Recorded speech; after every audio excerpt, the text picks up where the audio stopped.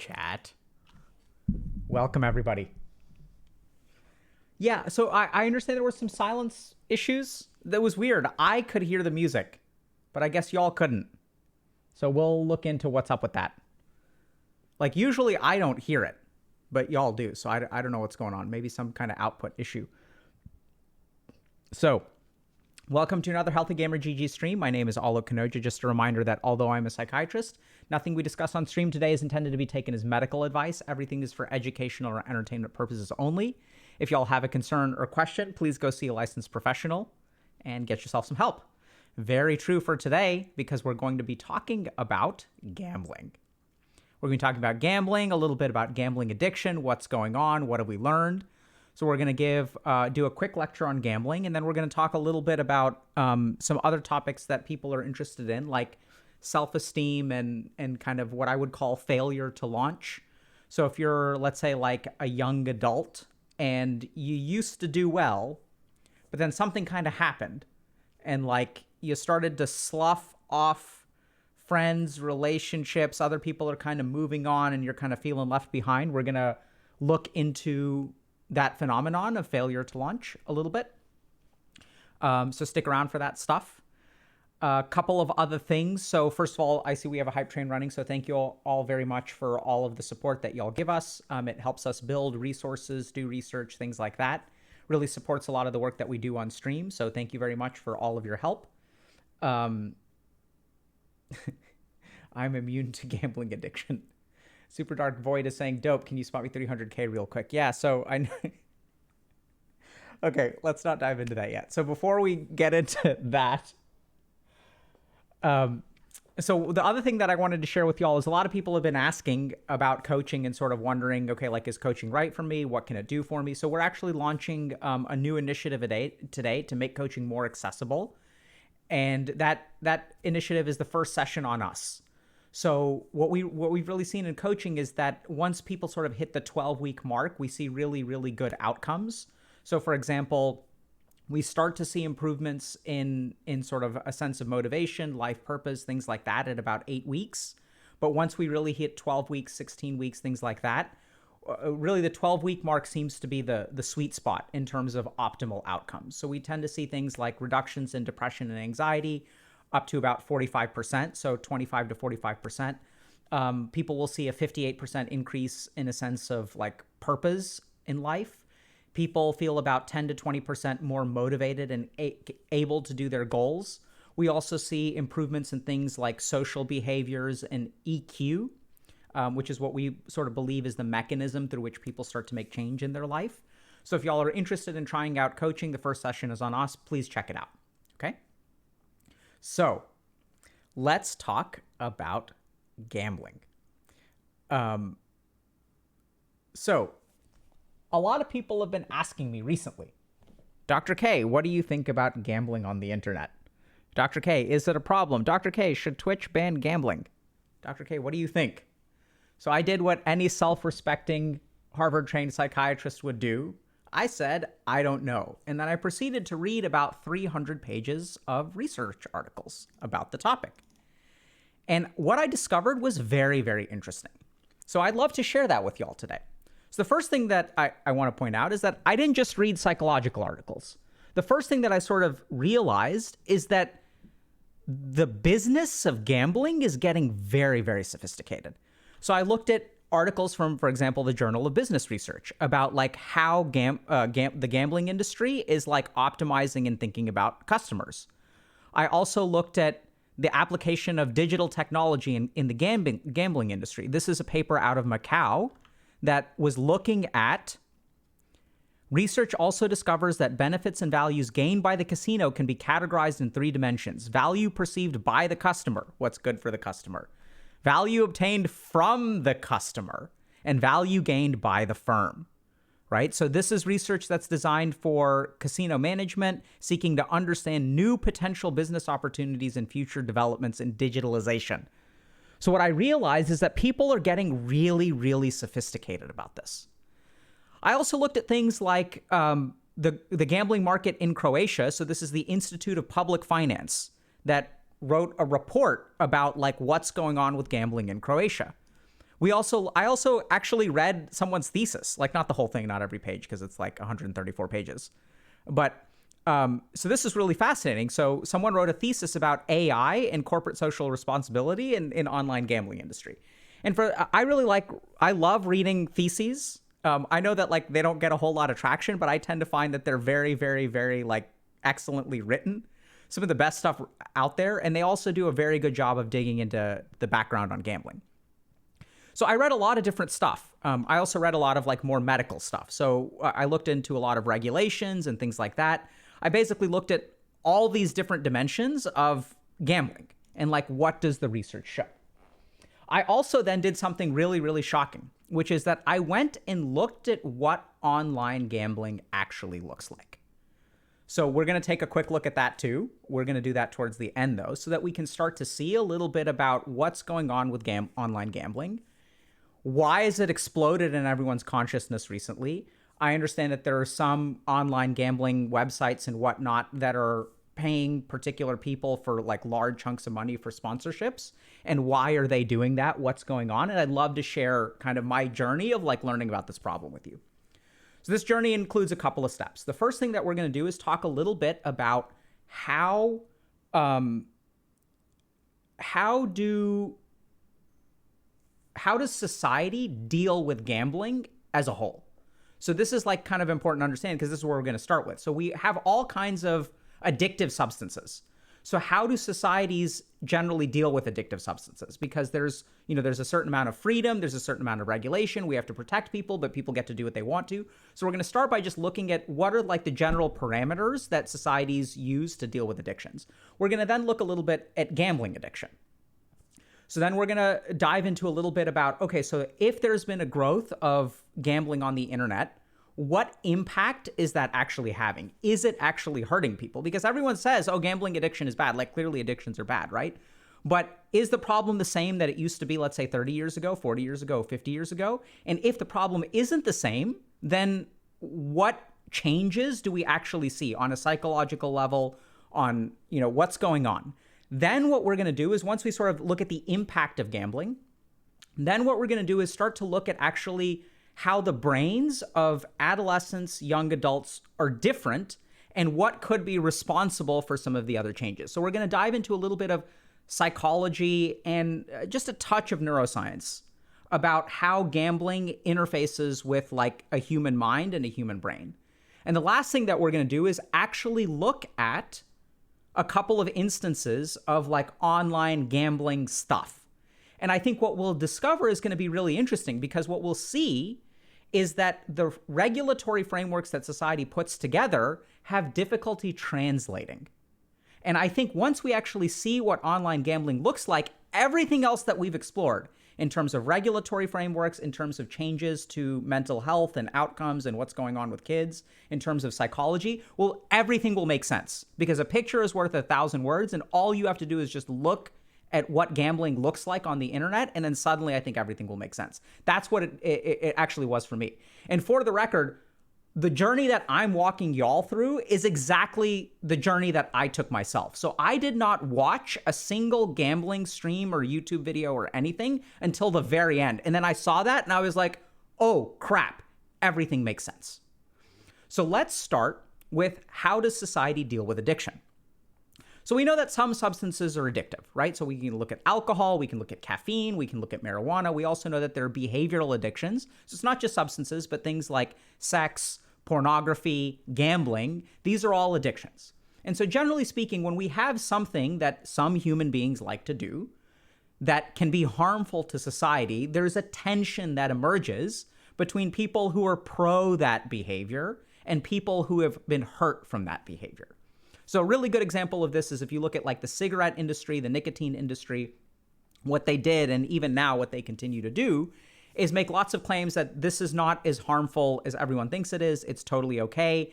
I'm an adult. If I want to smoke, I should be able to smoke. No one should be able to restrict my freedoms because we value freedom and independence and that kind of thing. And then people are saying, oh yeah, that's completely ridiculous. All those people are crazy. Like we should ban cigarettes. And then everyone is in favor of banning stuff that they themselves don't use, right? So a lot of people are in favor of banning online gambling,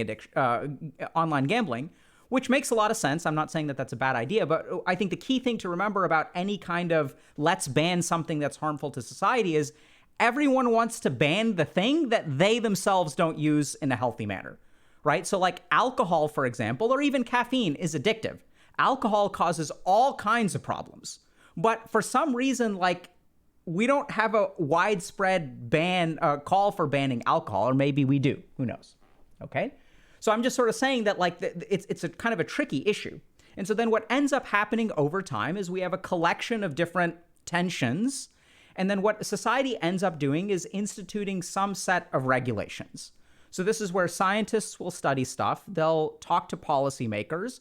You'll have advocates from the community, so people who have been hurt by the substance or family members of people who have been hurt, who all come together, and then you'll have people from the industry, right? We're pro whatever the substance is, so we're going to lobby against it. We're going to present research that the majority of people can drink without a problem. It's a national pastime. It's like totally fine. Like, we should help the people who are addicted, but like, you shouldn't ruin it for the rest of us.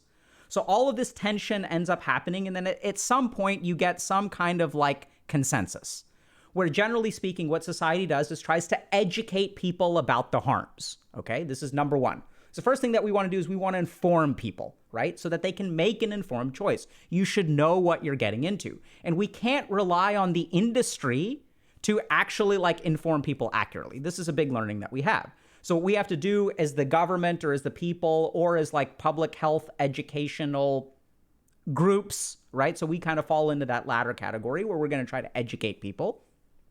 We want to educate people about the harms so that they can make the right decision. So we want to educate people. The next thing that we want to do is, generally speaking, regulate it in some way. And this is where things become really important, because we recognize as society that there are some vulnerable groups. So children is a prime example of a vulnerable group. So kids' brains aren't fully well developed. And so this is why companies really want to target kids, right? Because like, if we target a kid, their brain isn't developed, we can get them hooked early on in life. We've got a customer for life. So the same vulnerability makes them very, very valued customers, and at the same time increases the potential for harm because they're vulnerable and they don't really know any better. So this is where there's responsibility in terms of like, we'll have government regulations on advertising and things like that. So for example, I recently saw that on like unhealthy foods that are high in sugar and fat, some companies, I think somewhere in South America, are no longer allowed to advertise with like cute animals. So we will like restrict advertising in some way. Like, for example, some countries will only allow advertisements for particular things at certain times of the day in terms of television, right? So I can't advertise for alcohol until after 7 p.m. I can't advertise for cigarettes until after 7 p.m. or 8 p.m. or whatever. So what we have is all of these regulatory frameworks that are designed to educate and also be restrictive in terms of advertising and targeting vulnerable populations. So that, for the most part, I think works kind of okay, right? So if you buy a pack of cigarettes in the United States, you'll see all kinds of warnings on them. If you go in to try to buy alcohol, you have to be 21 years old. You have to present identification. We'll set up all kinds of regulations and stuff like that. Does it solve the problem? Not entirely. What is the range of responsibility here? And we'll get to this towards the end. I think some of it is the government's responsibility. Some of it is the industry's responsibility. Some of it is the person's responsibility. Okay. But that's in general how we how we try to regulate gambling. So now what we've seen recently is there's a bunch of increase in, there seems to be a lot of interest in gambling. Hold on a second. I think I forgot the iPad. 1 second.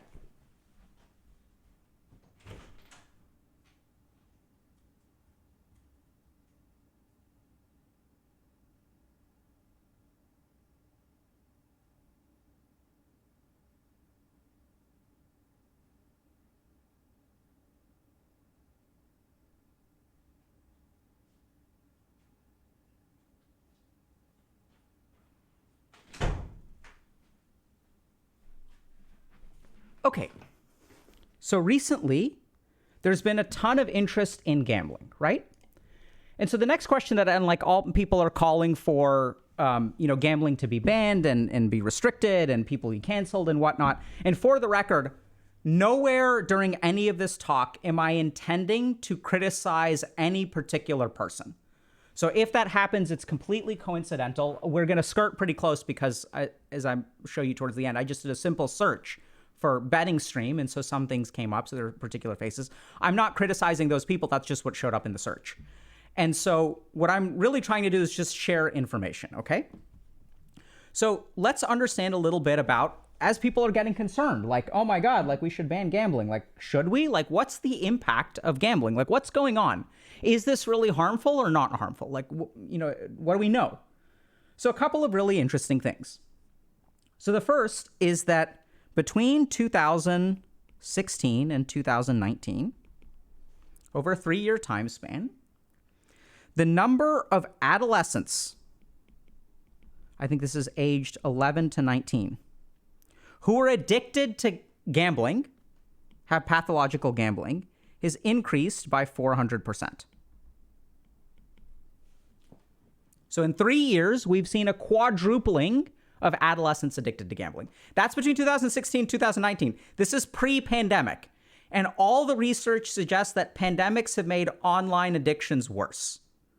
So I want y'all to just think for a second about, like, if something increased, got 400% worse, like, that's huge, okay? That's like a shocking increase in prevalence of a particular addiction.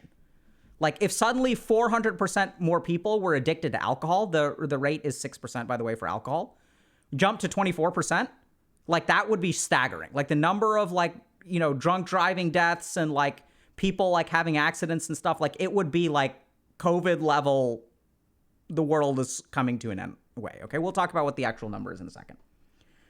So, the other interesting thing that we've discovered from research, we still don't know what the full effects of the pandemic are, is that people who gamble online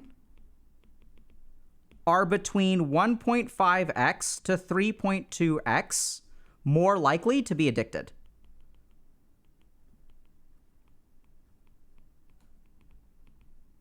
So it seems like people are figuring out that it's easier to get someone addicted to gambling using a digital platform than it is in person. Now, why is this? There are a number of reasons that are responsible for this. I think one of the key things, so this is something that we discovered when we were looking at day trading and mental health impacts of, like, crypto bros and things like that, is that if you look at, like, impaired judgment comes with fatigue.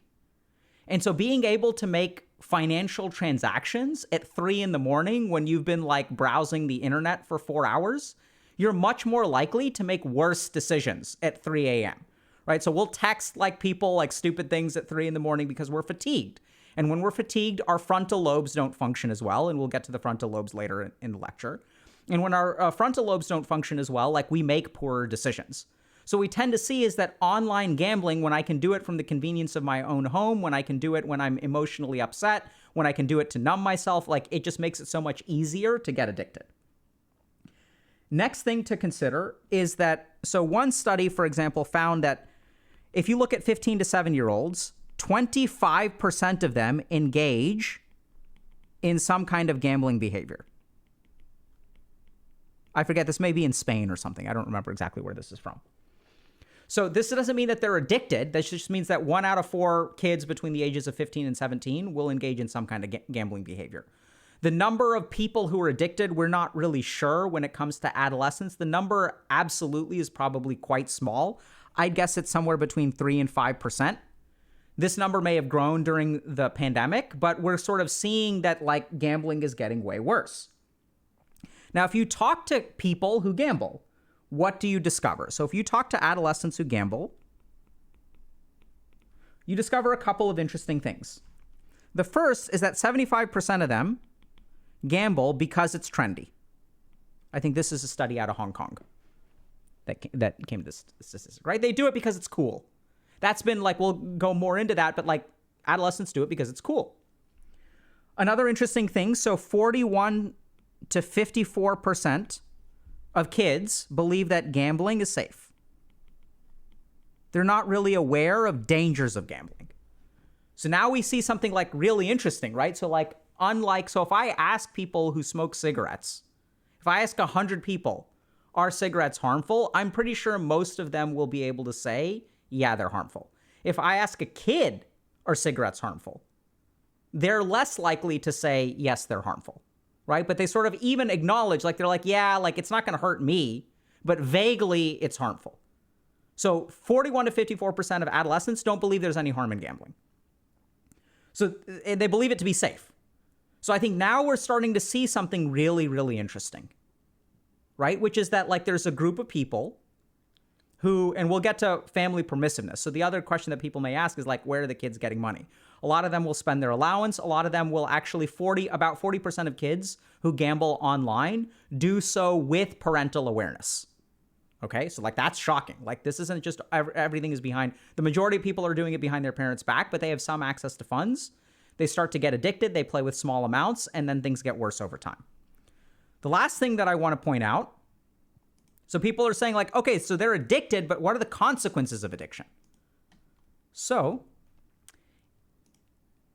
Great Britain actually recently, or not recently, many years ago, I don't know. Yeah. So I think somewhere around 2010 or 2007, there was a big push, a legislative push to essentially, like, not reduce the barriers to gamble. So, like, the UK passed some legislation that made it really, really easy for people to gamble.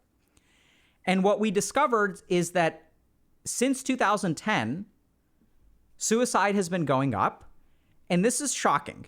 The adjusted odds ratio for attempted suicide was 9.0 in men with scores that indicated problem gambling, and 4.9 in women with scores that indicated problem gambling. Now, people may say, like, oh, but, like, there could be all kind of confounding variables. For people who don't know what an odds ratio of 9.0 is, that means that they're 9 times more likely, 900% increased risk of suicide or attempted suicide if you have problematic gambling behaviors. Now, people may say, like, oh, but there could be all kinds of other things. Like, maybe they're depressed, that's why they gamble, and that's why they want to commit suicide. This association persisted after adjusting for anxiety, impulsivity, life satisfaction, and other factors. So this is, like, really, really problematic, right? Because when we control for, like, okay, actually, we're controlling for life satisfaction. So you can take two human beings who are very satisfied with their life, or two human beings who are very unsatisfied with their life. And the people who gamble are 9 times as likely to attempt suicide. Okay? So, like, we also adjusted for sociodemographic factors, alcohol use, video gaming, anxiety, loneliness, and impulsivity. What on earth? So this is a very well-controlled study. And what we discover is that, like, gambling is almost certainly very, very harmful. So that scares me. So as a psychiatrist, I don't know of many other behaviors that independently will increase the risk of suicide by between 5 times for women and 9 times for men. That's, like, crazy, dude. Right? So, like, suicide is already the #1 leading cause of death. I think, for example, if you look at, like, Asian Americans between the ages of 18 and 24, the most dangerous thing to an Asian American between the ages of 18 and 24 is themselves. And once you start throwing in problematic gambling into the mix, that increases the risk 9x. Like, that's wild. And so now what I'm seeing is that there's, like, a group of kids who are 15 who will start gambling. And then what we're going to see is a ballooning of suicide rates, like, in the next 10 years. Or we're already seeing that, right? So you can't really make that kind of prediction. There are all kinds of other things that go into that. But if we're sort of asking, is gambling harmful? And this is where you may say, duh, gambling is harmful. So, like, but, I don't think that that's sufficient. Like, in what ways is it harmful? What are we really talking about? How harmful is it, right? These are the kinds of things that we really need to understand. So what we're seeing globally is kids are getting addicted, like, at an alarming rate. This is even pre-pandemic rate, that people aren't aware of the dangers of gambling. Because these regulatory shortcomings are the attempts at regulate we're going to see are going to be bypassed a lot by online systems.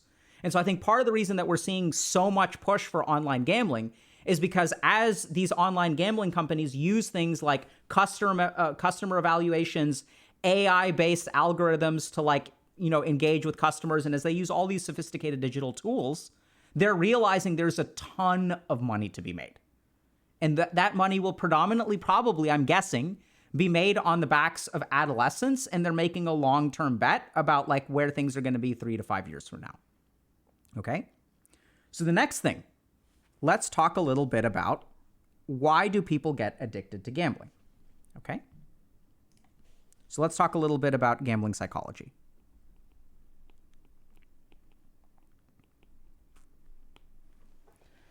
So the first thing is, if we look at research, we realize there are personality factors. So some people are just more impulsive. So the higher you are on the impulsivity scale, the more vulnerable you are to get addicted to gambling. So things that correlate with high impulsivity are also diagnoses of ADHD, right? And we know that ADHD is on the rise. So like we have like sort of a societal global vulnerability to gambling because our attention span is changing. We also tend to find that low EQ correlates with high gambling addiction risk. So let's talk for a second about what EQ is. EQ is emotional quotient, which is like we think about IQ as our ability to analyze and use reasoning to like solve problems.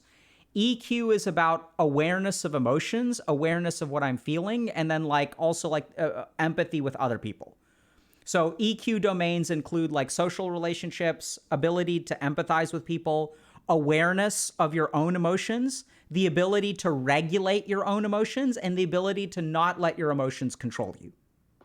And so what we tend to find is that people who have low EQ are more prone to become addicted to gambling.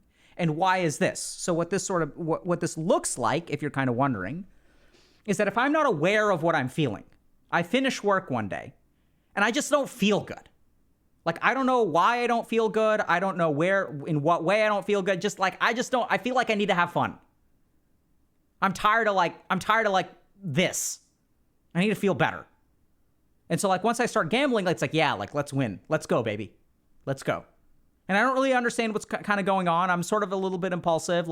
And remember that the gambling is so accessible, right? It's so easy. I just have 2 taps on my phone. No need for 2-factor authentication. None of that crap. Auto login, all that kind of stuff, like ease of access. And then what starts to happen is I start to feel emotionally numb. So what we know, for example, is that addictive behaviors will suppress negative emotions in the limbic system. So we'll see in the amygdala, for example. And now the problem is if I've got kind of low EQ, if I'm alexithymic, let's say, which means I don't understand my internal emotional state, I don't really know what I'm feeling. I just know that I feel bad. And then my brain learns almost in a Pavlovian way that when feel bad, gamble make you feel good. And there's no sophistication there. We're not really aware of what's going on. Right. And so even when it comes to part of the reason that we focus on what we do in coaching is because we focus on boosting EQ. And that's this is something that's age old. So if you look at yogis in ancient India, the practice of yoga was all about essentially boosting EQ. Awareness of what's going on and no longer being controlled by what's going on in here. Being free from your emotions. Being uncontrolled by your emotions and your desires. Right? And so this is kind of what we try to boost. And what we're sort of seeing is that EQ is becoming increasingly important, but people just don't have a clear sense of how to boost it. Next thing.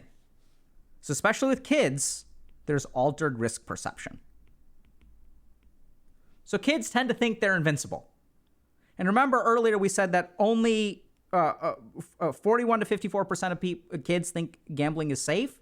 Furthermore, even if the kid doesn't think it's safe, their ability to calculate risk is impaired.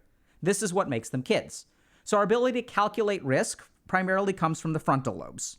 Well, that's actually not true, but let's just call it frontal lobes. Okay, it comes from a couple of other places too.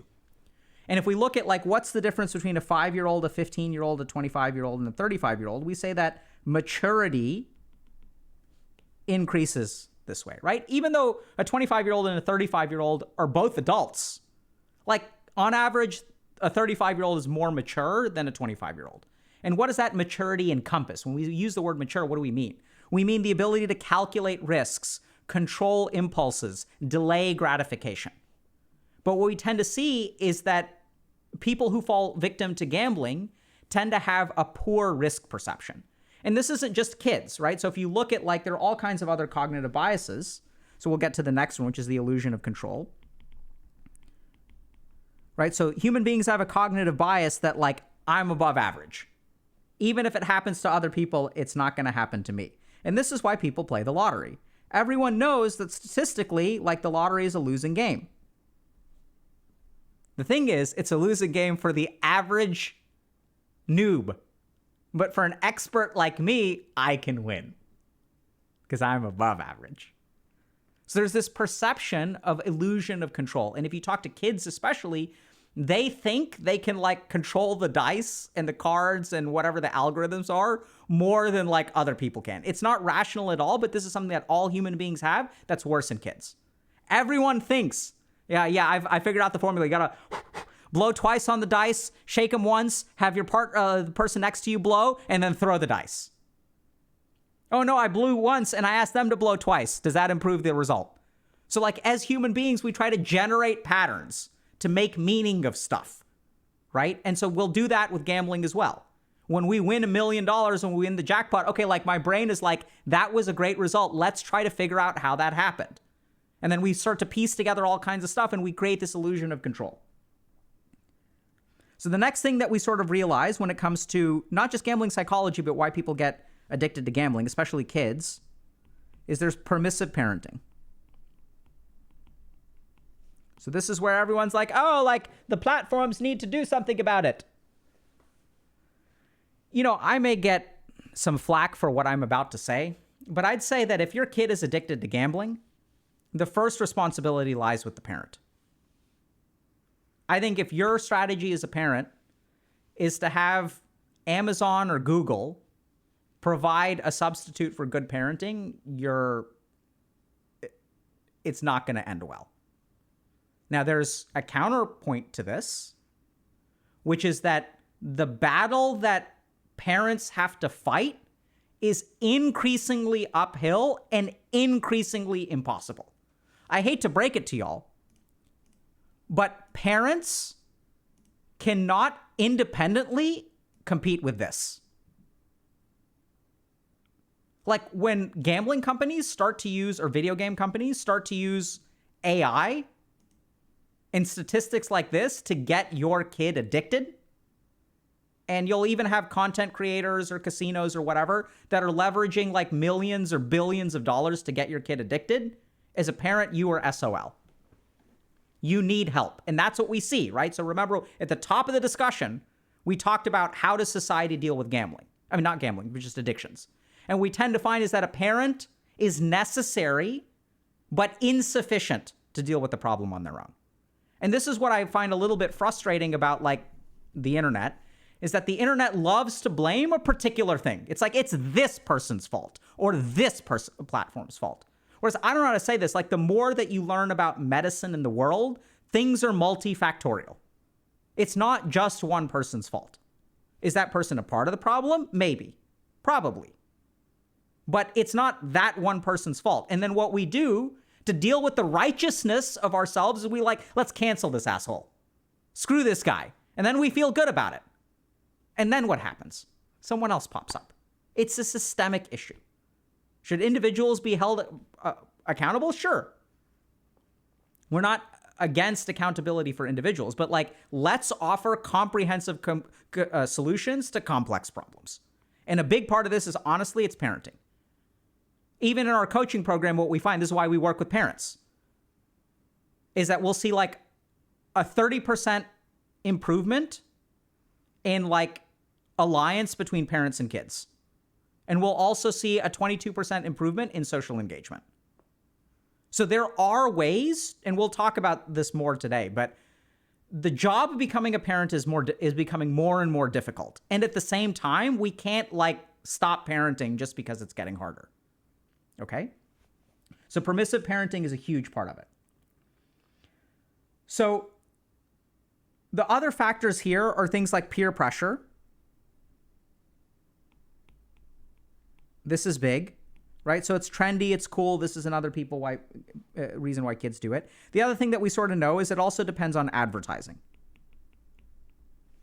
So that like when kids get exposed to stuff, it's gonna, not just kids, but all of us, right? Like, so we're like, oh, like I want to play this new game. Like, why do you want to play that game? Why are you pulling out your wallet and spending some money? Because you were aware of it through advertising, right? People talk it up, people hype it up. It's a basic aspect of human psychology, happens to work for gambling as well. Now, remember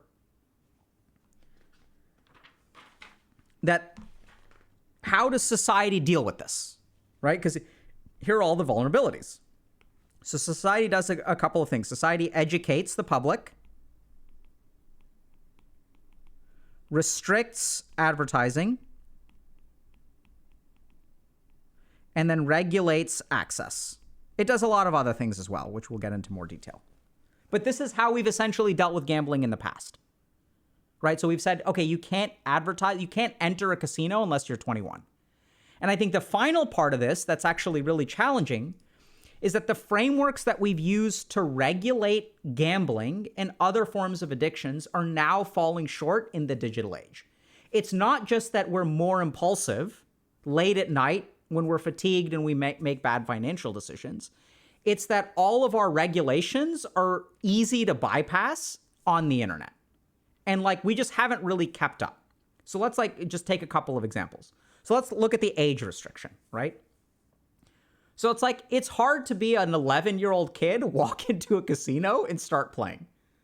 Someone is going to notice that you're 11 and like not let you be there. But on the internet, some of the age verification stuff is absolutely laughable. Enter your birth date. There's no amount of like checking or like verification at all. So the barrier is essentially non-existent, right? So I never did this. I'm sure y'all never did this, but I don't know if y'all are aware of this, but did you know that if you go to a website that has pornographic content, it gives you two buttons. And one, it says, I'm over 18, enter the website. The other is, I'm under 18. Redirect me to www.mickeymouse.com. And of course, I'm sure that just like all of you, I clicked the same thing. I was like, I'm not under 18. I guess there's nothing I can do. I can't look at naked people. Got to click that button. Right? Whereas if you wanted to get access to pornography 50 years ago, there was kind of a limit on that, right? Like maybe someone would have sold you a Playboy or something like that. Like, I don't really know. Okay? So what we're seeing is that these old regulatory frameworks don't really translate as easily. So let's talk about educating the public. So this is where, advertising used to be really, really restrictive, right? Because there's like an ad, and the ad has to conform to certain like people will negotiate back and forth, and like you'll see like even an alcohol ad, like at the very end they'll have all the small text at the bottom. They'll say, if you're over 18, if you're pregnant or could be pregnant, blah blah blah blah blah blah. They'll say like all this like rapid stuff at the end, but even they have to include that. So what does advertising look like? And so what I want to do is I just want to look at, so this is what I did. Okay, I just typed in betting stream into YouTube. And I just want y'all to notice, like, let's like take a look at, okay, so this is live. Let's look at this. Top 10 streamers, biggest wins of 2020. Okay.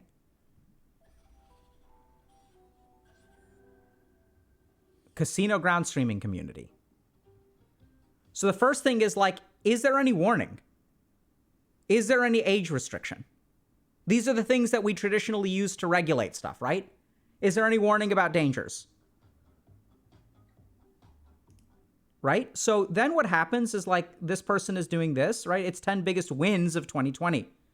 So the other thing that's starting to happen is like, as this happens, like, look at this. Let's see what happens.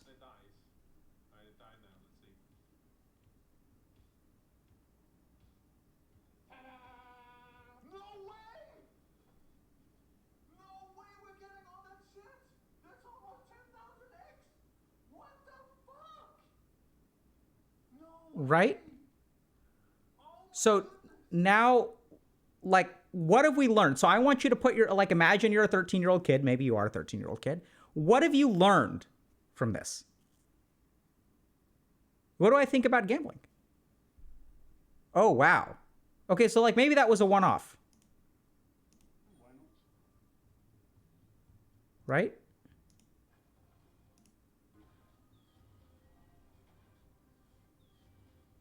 Wow, look at all this. Look at all the pogs. I just won 95,000 euro. Right? And and so is this an advertisement? No, this is content. It's not an advertisement, it's content. It's entertaining. Right? And so as you kind of look at this, what you begin to realize, like we can look at another video, right? I don't know who this person is, but once again, like I'm not trying to say that this person is bad. And so you're kind of watching this person. Everything is bright and shiny. Right? There's a dude sitting there. Now, so like there's the other thing to consider here, which is when I search for betting stream, what am I actually seeing? Am I seeing the average experience? No, right? So this, if you look at the top 10 streamers' biggest wins of 2020, how many hours of gambling do you think I'm looking? Like this clip was made out of like hundreds or thousands of hours. But what I see is the top of the top of the top of the top. And this is something that like I've experienced. I don't know if this has ever happened to you, where I'll watch a video game compilation and I'll see some person playing a video game that I play, owning some noobs with something that like I think is super cool. Right? They're like, they use some weird strat with some weird build and they start dumpstering noobs. And what they've done is played for 16 hours and reduced things to the one game where their weird ass strat got carried by someone else, but they don't edit the video that way. But when I watch that, what do I feel like doing? I'm like, let's queue up. I'm gonna do the meme strat. Let's go. Right? And it happens in gaming. This is a function of the internet, where the internet does not give us a real expectation, or gives us a false expectation of what's actually gonna happen. Right? I'm gonna do some cool stuff. And so what we're kind of seeing here, and I think this is the big problem, is like you can say like, oh, Twitch should ban gambling, they shouldn't ban gambling, whatever. Like, should YouTube ban videos like this? Like, I don't know. But I think that we're starting to see essentially why things are getting so much worse. When we look at suicidality rates, by the way, this is in England and Wales, right? Where there's a bunch of stuff in the Lancet. Let me see if this is Lancet. Like, so like, there's a bunch of stuff in the UK because they deregulated launch of a review of the Gambling Act of 2005. Like, there was something that happened in 2005, as best as I could piece together. They kind of really let gambling off the leash. And we're seeing all kinds of papers from the UK about the consequences of that. So what's happening now is that we're seeing a fundamental breakdown of our regulatory systems of gambling, because these regulatory systems were not designed for the digital age. And it's very easy to say like, okay, so for example, like educating the public, right? Like, who's educating the public? No one's educating the public. Are there YouTube videos about the dangers of gambling? Like, no. Right? Like, no one's educating the public. Like, it's just, no one's doing it. Why aren't we doing it? Well, everyone's like, we're trying to get people to get vaccinated for COVID. Because, like, you know, people are dying for COVID. We're trying to, like, educate people about the dangers of fentanyl use. And we're trying to teach them how to use Narcan, which is a life-saving measure of heroin addiction. Like, we're busy trying to save lives. And while we're busy trying to save lives, during our watch, there is a sleeping pandemic that is like completely under the surface that very few people even realize. We're starting to get it. Technology addiction is destroying our society. Because it's like all of our old frameworks don't work. Because if you say, oh my God, like we should not have YouTube videos about gambling, well, let's like think about that, right? So if I'm a gambling house, I'm like, okay, fine, cool. Like all these restrictions on advertising, I have to tell people about the dangers on the advertisement. No problem. I will comply with all of your rules. And you know what I'm not going to do? I'm not going to advertise. I'm not going to have an advertisement. What I'm going to do is pay someone to play a game because that's what they do. We're going to comply with all the sponsorship rules as well, right? We have to state that this is a sponsored stream. Fantastic. Do sponsored streams fall under advertising? Or those regulated in different ways?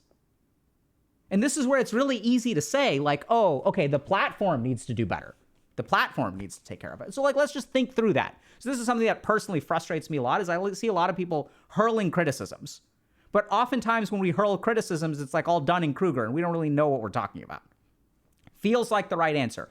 I'm not saying that you shouldn't advocate for your beliefs, but just try to appreciate the complexity of what's going on. Okay, once again, I'm not trying to criticize anyone in particular. But let's say that we go to a platform like Twitch. And by the way, I think Twitch did a great job. I think everyone who's advocating for more safety on Twitch did a great job. All that stuff is great. But let's just think through this. So if Twitch is like, okay, like how does Twitch manage gambling, right? So just think about it. If you're in Twitch's shoes, okay, what are we going to do? Well, the first thing we're going to do is comply with the laws. Easy, right? Okay, hold on a second. Comply with which laws? Are you complying with the laws in the United States? What if I'm a company in Macau or the UK? I'm adherent to my laws. So like I'm operating over here and like you're adhering to the laws. Like we're adhering to the laws of advertising and sponsorship and the terms of service, which is like great, right? So like Twitch was like, hey, by the way, if you have a sponsor stream, you have to tell people. Good rule. Or now we're making a UK company comply with US laws. Like, okay, totally fine. Let's say we do that, which, by the way, isn't cheap, right? Because then what are the laws? How are you enforcing compliance? All this kind of crap, right? Like, and you report the channel. Okay, what's the violation? They did not, if you're the person who reported, they violated Article 2, Section C03.22 of the Gambling Code of Conduct in the UK. No one is filing that in a report. And then what are you expecting Twitch to do? Go back through and try to figure out, okay, like the people who are reviewing content are certainly experts in gambling law. It's challenging. But let's say that even then, we managed to get that taken care of. We're going to comply both with US laws and UK laws. What if you have a user who's in Zimbabwe? Zimbabwe has its own laws. Now what do we do? If we're in compliance with these two laws, like if you're a user, if you're like a 15-year-old kid in Zimbabwe, like what about the compliance of those laws? So I'm not saying that platforms aren't responsible. What I'm saying is that like the solution here is like complex. And this is where thankfully we actually know sort of what the solution is. So here's the solution to this problem. The first thing is that we need good research. So I believe that policies should be founded in facts. Right? So we need to understand really what the risks are. And once we know what gambling is doing, is not doing, that needs to inform policy. And like regulators need to like get on this yesterday. We need whole new swaths of legislation about how to handle emerging technologies and especially the mental health impacts of emerging technologies. Right? Because like this is the thing where like if I'm a regulator and like I'm the expert on gambling regulation, I wrote the laws in 1970 about gambling advertisements. It's like, okay, what about this stuff? I don't really know. So we do need some kind of regulation. I don't think that you can rely just on platforms or even individuals for that matter to fix this whole thing. So it's got to be scientists. It's got to be regulators. Next is platforms. So I do believe that platforms have some degree of share of responsibility for y'all to like what they need to realize. And this is what I really applaud people like Twitch. And actually, I think the platforms are doing a good job of this kind of stuff. So YouTube, for example, has a whole initiative to combat medical misinformation, which is fantastic, right? Because the regulators aren't doing it. They've dropped the ball. And like a lot of misinformation is spreading. So I think that like they're doing good. I think Twitch has apparently removed some stuff, which I think is fantastic, right? So they do have some responsibility and the reason, but they're kind of left holding the bag. I don't think it's actually like, it's not fair that it should be on them because there's a lot of other people that are responsible. And then it doesn't end with the platform, right? So then I think the next layer over is also responsible, which is the streamer themselves. So if you're a streamer or a content creator, you have some responsibility. Once again, honestly, not calling anyone out. It's not my place to judge what your responsibility is. It's not my place to say, like, I may have an opinion on it, but that's just an opinion. It doesn't make me the arbiter of truth. But for each and every content creator out there, y'all need to think a little bit about what you're doing, right? Really think a little bit about, like, what's the impact of what I'm doing? And this is the problem, is like, I don't even blame people who are kind of caught on the wrong side of the line, because I do not expect any person who has taken a gambling sponsorship to have read this. Like, how can you expect them to read this? Before I take a gambling sponsorship, I'm supposed to go through this shit? And this? And this? And this? And this? And this? And this? And this? And this? And this? And this? And this? This is a great paper, by the way. If you want to read one paper, read this one. And this is just 10 papers. Didn't read every word, but I went through 300 pages of research articles with a background in medicine, addiction psychiatry from Harvard Medical School. And like, I'm still ignorant. So should they have some degree of responsibility? Absolutely. But I think, like, we got to remember that these content creators are not experts in mental health. That's not their expertise. Can you blame someone for not being an expert in a particular thing? Right? And that's where, is there responsibility? Yeah, but we should also be mindful of what these people's expertises are. Right? Because I don't even know, I don't know how to say this, but there's just, so here's the thing, is like, there are organizations out there, right, that like have approached us, right? And they're like shady mofos, shady mofos. But if I didn't know, like, I literally had to go to medical school. So we'll get approached by a particular company and they'll be like, hey, we'd love you to sponsor this thing. I'll be like, show me the research. They'll be like, we've got a PowerPoint. I'm like, a PowerPoint is not research. Show me the research. What's the methodology of your study? Did you use paired t-tests for your analysis or an ANOVA? Oh, very interesting. You guys tested 45 things, but you didn't use an ANOVA analysis. That's shady McShady. Do y'all even, but people don't even know what an ANOVA analysis is.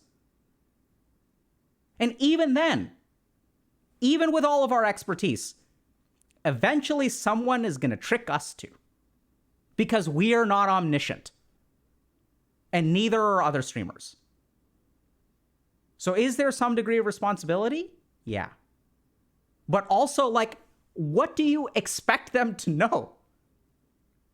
Even if this is gambling, what about all kinds of other stuff? If someone starts, sponsoring, a particular cosmetic, or someone starts sponsoring a particular supplement, or someone starts sponsoring Raid Shadow Legends, right?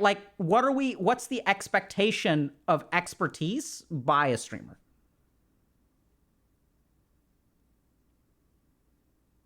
And it doesn't just end with them. It's also, I hate to break this to you, on the parents. It's on the parents. Because if you're talking about the behavior of a child, maybe I'm old-fashioned, but I really think the first responsibility of the first person who is responsible for a child is the parent. Now, does that mean they're solely responsible? No, because as we've said, they're literally billion-dollar corporations that are developing and A/B testing loot boxes so that your kid is addicted to a video game. It's an uphill battle for parents. But we can point the finger as much as we want to Twitch or a particular streamer or whatever. But at the end of the day, I recently heard about a kid who spent $20,000 doing some kind of online activity. And people are like, oh my God, People are exploiting this kid. It's like, where the hell does a 12-year-old kid get $20,000? What is going on there? 40% of people who gamble online, who are adolescents under the age of 18, do so with parental permission or awareness. You could say, well, 60% of the parents don't know. That's a problem, right? That's maybe not the parent's fault. Maybe it is. Why don't you know what's going on in your kid's life? Is there anything that a parent can do to be more aware of what's going on in their kid's life? Absolutely. And then the last responsibility, this is the one that people dislike the most. Everyone's like, the last responsibility is right here. The moment we surrender our individual responsibility for anything, we've lost something very valuable. Right? So if you're gambling, you're like, I'm in this situation because of y'all. Someone else should have saved me. I mean, I get it, right? Because it's like, it's an uphill battle for you too. But honestly, if we want to fix this problem, like most problems, it's not just pointing the finger at one person. And this is the real challenge with these situations, is that everyone's to blame, so no one is responsible. Right? The gambling industry looks at this person. The government looks at that person. Parents point to Twitch. Streamers point to Twitch. Twitch points to streamers. Parents point to streamers. Everyone's like pointing the finger. Right? So what can you do about this kind of situation? Like, what can you do? This is where, like, we're doing what we can. So I heard about all this crap. We try to steer clear of drama. Sometimes it finds us anyway. We're really not trying to criticize any particular person. I'm not just saying that sort of as a disclaimer to avoid drama. It's like, honestly, like, because I thought I just made an argument for, like, you can't just point a finger at one person. So what needs to happen? A couple things need to happen. The first is, I don't know what we're going to do about this, but we've already been active with some regulatory bodies around not this stuff, but more technology addiction and like mental health stuff. But I guess we're diving into gambling. Right. So like some people like need to like write stuff about this and like share this kind of information with people so that people are aware of the dangers. Next thing that needs to happen is we need to have more dialogue. And this is something that like is really challenging. But the internet does not like dialogue. The internet likes arguments. The internet likes drama. So if you look at like platforms like Twitter, and once again, I'm not blaming a platform. It's like a match made in hell between the human brain and Twitter. Is that humans respond to shorter stuff. And so if I'm a platform and I want to compete, I need to be short and sweet and to the point. The problem is that when we start to engage in Twitter wars, right, there's no actual dialogue or communication. And then what happens is we get radicalized, right? Because I agree with this person. I'm a stand for this person. There's their stands and our stands, and the stands go to war.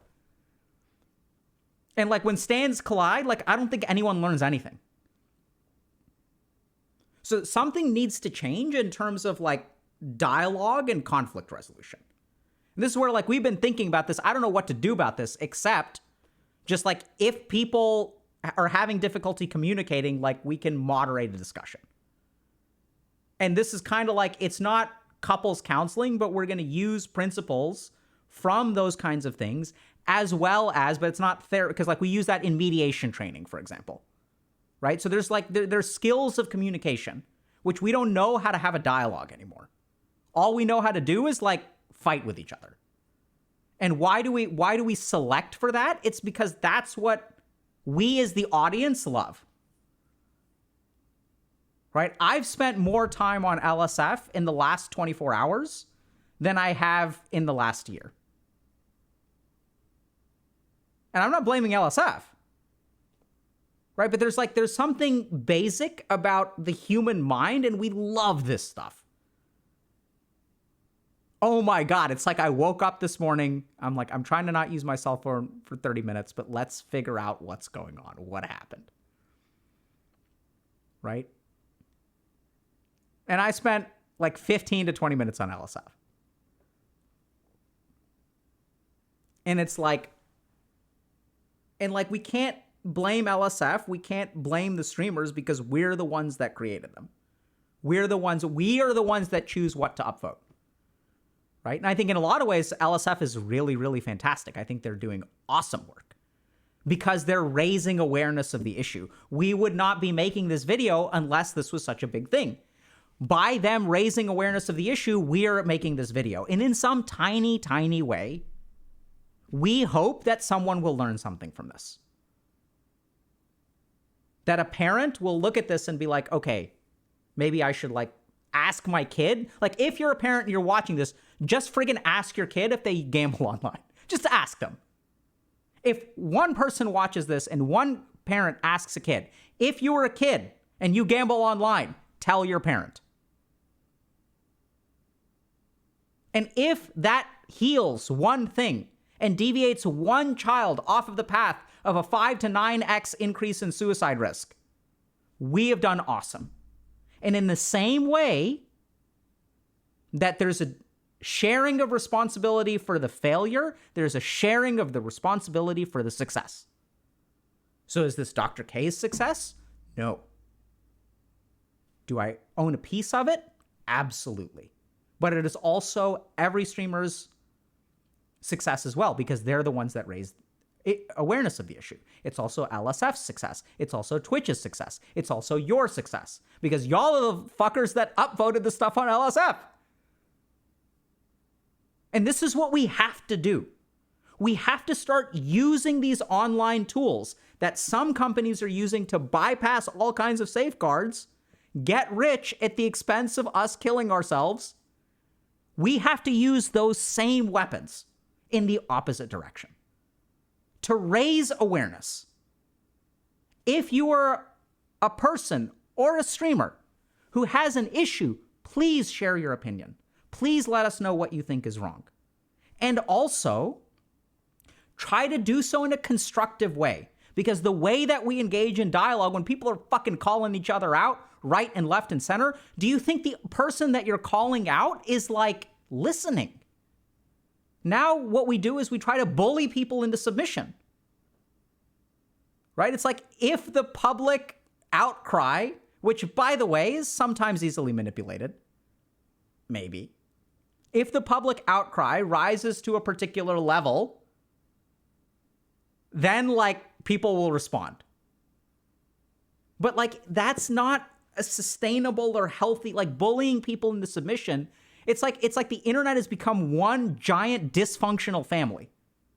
And just like a family, we rely on these like bludgeoning techniques to get things done instead of people sitting down and actually like talking to each other.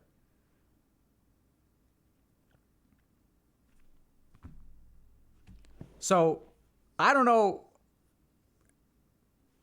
what else to say about this. I mean, we've got other stuff to talk about, but you know, my take on the drama or whatever, like, do I think that Twitch is making a good move? Yeah. I think a lot of people criticize Twitch, but I don't think, I mean, from my perspective, it's like Twitch didn't have to do anything, right? Like people can complain. I think they're quite forward thinking in this way. And I think YouTube, like, I don't think that these online platforms are as evil as everyone makes them out to be. Like, we'll criticize certain aspects of them, but I think it's like, hopefully y'all are sort of getting the sense I'm not anti-Twitter. It's just Twitter allows for a particular kind of thing. And what Twitter allows, there's a lot of great stuff that Twitter allows for. Like when people are revolting against dictatorships, Twitter is very helpful in fighting the good fight. Right? Like Twitter's great, like in terms of raising awareness of large scale issues. Like without the Me Too movement, like who knows what would be going on with Epstein and Weinstein and all this, you know, all those people. Like it can be a force for good. And this is the thing, what we're dealing with is like nuclear material. It can be harnessed for an unbelievable amount of energy, and it's radioactive.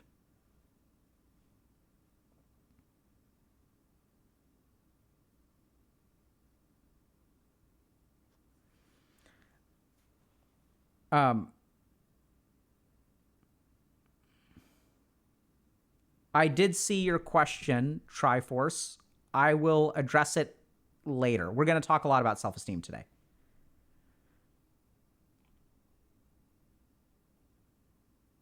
Okay. Okay, so now we've got a couple of questions. So I heard that there was stuff on the Twitter. Okay. So let's look at the Twitter. All right. Why do people warning me about the risks make me want to do it more? What a great question. How can someone with ADHD have a healthy relationship with a game like poker? Oh my God, such good questions. All right. So when someone warns you get away from something, sometimes you want to do it more, right? Ain't that the truth? So the question is, why is that? So a couple of things to consider. The first is that we know that like oppositional natures are somewhat of a personality characteristic. So I think some kids learn best by being told, and some kids learn best by sort of figuring it out themselves. I've spent a lot of time with kids from both camps. So some of that is just personality, where we have a society where the more we standardize, protocolize, institute warnings, we're not really accommodating a particular type, a personality type variant within our population, which is that some kids like need to be like, they're sort of discovery learners as opposed to dissemination learners. So some kids like are fine with disseminating information. They just kind of absorb it like a sponge and they're good. But if you're a discovery learner, then what you need to do is like explore the concept yourself, and we just don't facilitate self-understanding. So that's the first thing. Issue number 2 is that sometimes the reason that we're rebellious when we're told not to do something is because we discovered early on that the things that are forbidden for us are actually really fantastic. Like sometimes that's what it is. So imagine that I grow up in a household where, I wasn't, let me think about this.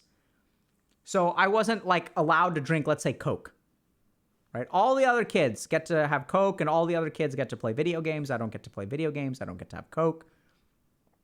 So I don't get to have Sprite. I don't get to have any soda. Pepsi, nothing.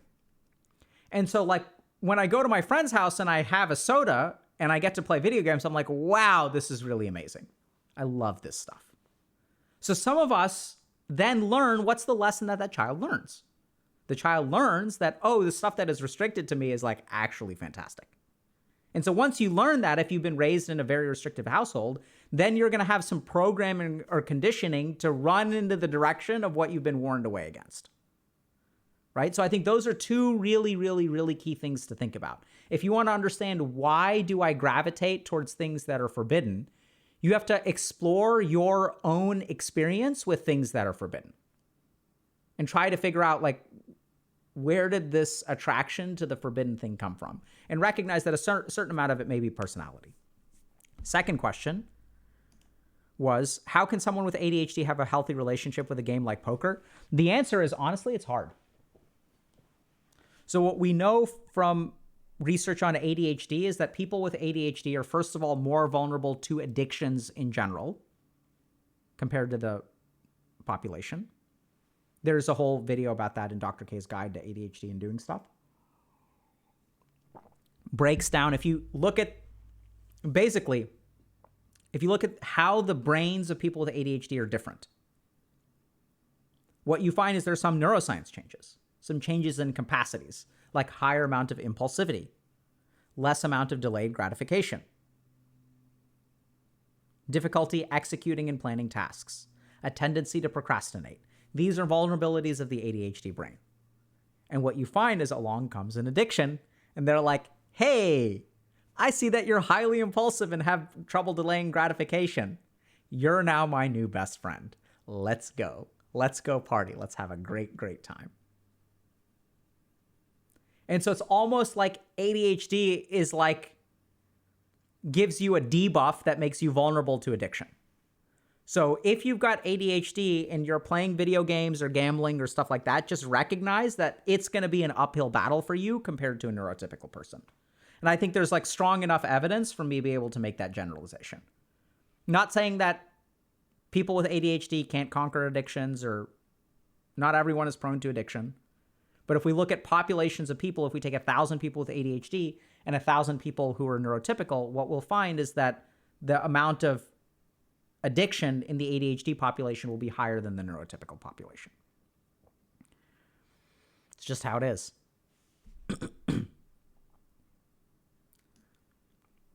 The other thing is that a lot of times people think about addiction treatment and what we call dual diagnosis, which means that we acknowledge that, for example, if you have depression and you have an alcohol addiction, the two are going to be synergistic and you can't just treat one.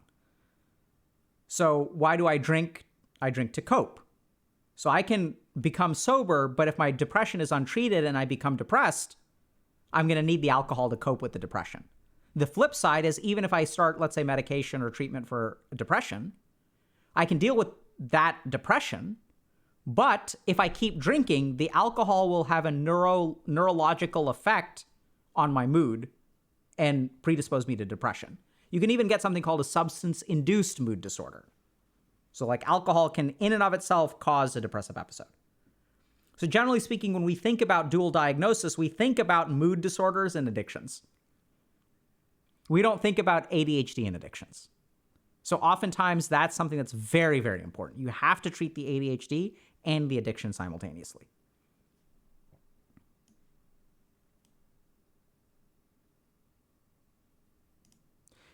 Is it possible to make someone more susceptible to gambling? If so, how do gambling sites take advantage of this?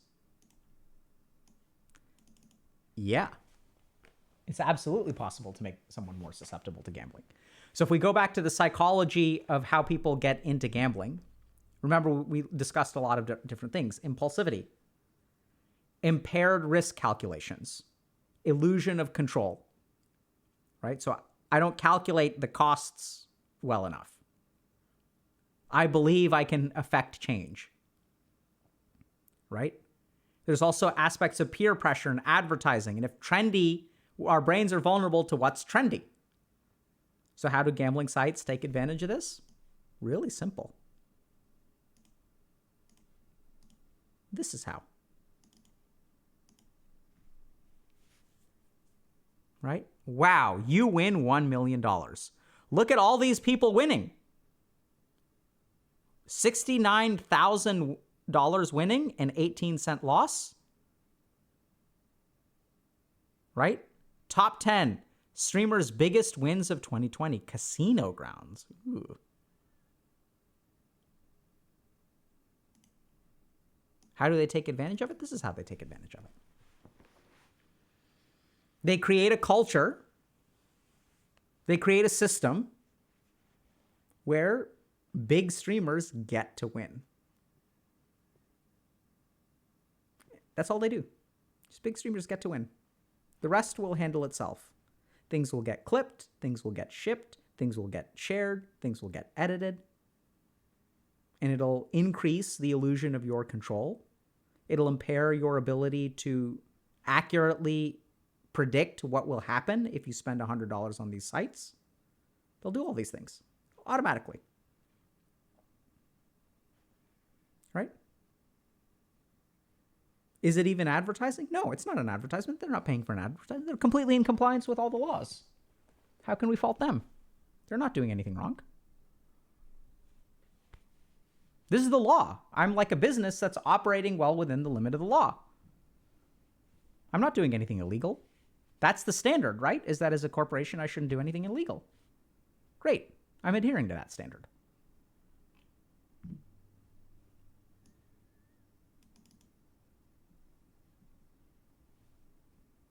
Easy.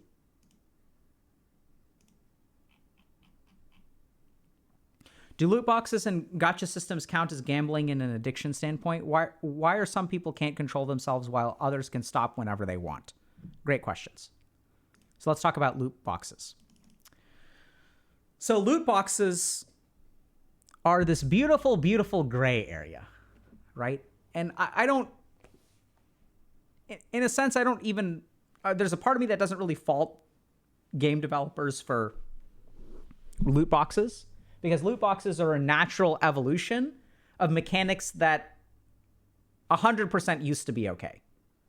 So back in the day, I was addicted to Diablo 2. And the cool thing about Diablo 2 is when you do a boss run, the boss drops random loot. And that made the game more fun, right? Because like random loot is fine. There's no problem with random loot, right? We're randomizing loot. We have whole games that are built on randomization, like procedurally generated. Like what, we're going to ban procedurally generated games because they're random? So there's random loot. And now what we're going to do is we're going to take the random loot and we're going to put it inside a virtual box. It's just a random reinforcement schedule. There's nothing illegal with that. In fact, it's quite legal, right? You can buy a lottery ticket. So then things got a little bit tricky because in-game items started to have real-world value. So I opened a treasure from the Dota 2 game, and I got an item. And I looked at it, and I was informed by the game that this treasure sells for $600. So I was like, let's sell it. I don't care about cosmetics. So item sold for $600, and then I had like infinite Steam money for a while. So then the question is, okay, hold on a second. Is this a cosmetic item? If it has real world value, are you really gambling? So some countries actually think so. So I believe it's Belgium. I may have gotten that wrong. But some countries have actually started regulating. They've classified loot boxes under regular gambling. So they've said this counts. Because the second we've crossed over, or not the second, but now that we've substantially crossed over from virtual items to real world money, you're gambling for a virtual item that has no inherent value but does have an external value, you're now considered gambling. So is that correct? I'm not sure. So I'm not an expert in policy, but like what I do know is it's one hell of a gray area. I think we're getting closer and closer to those needing to be regulated.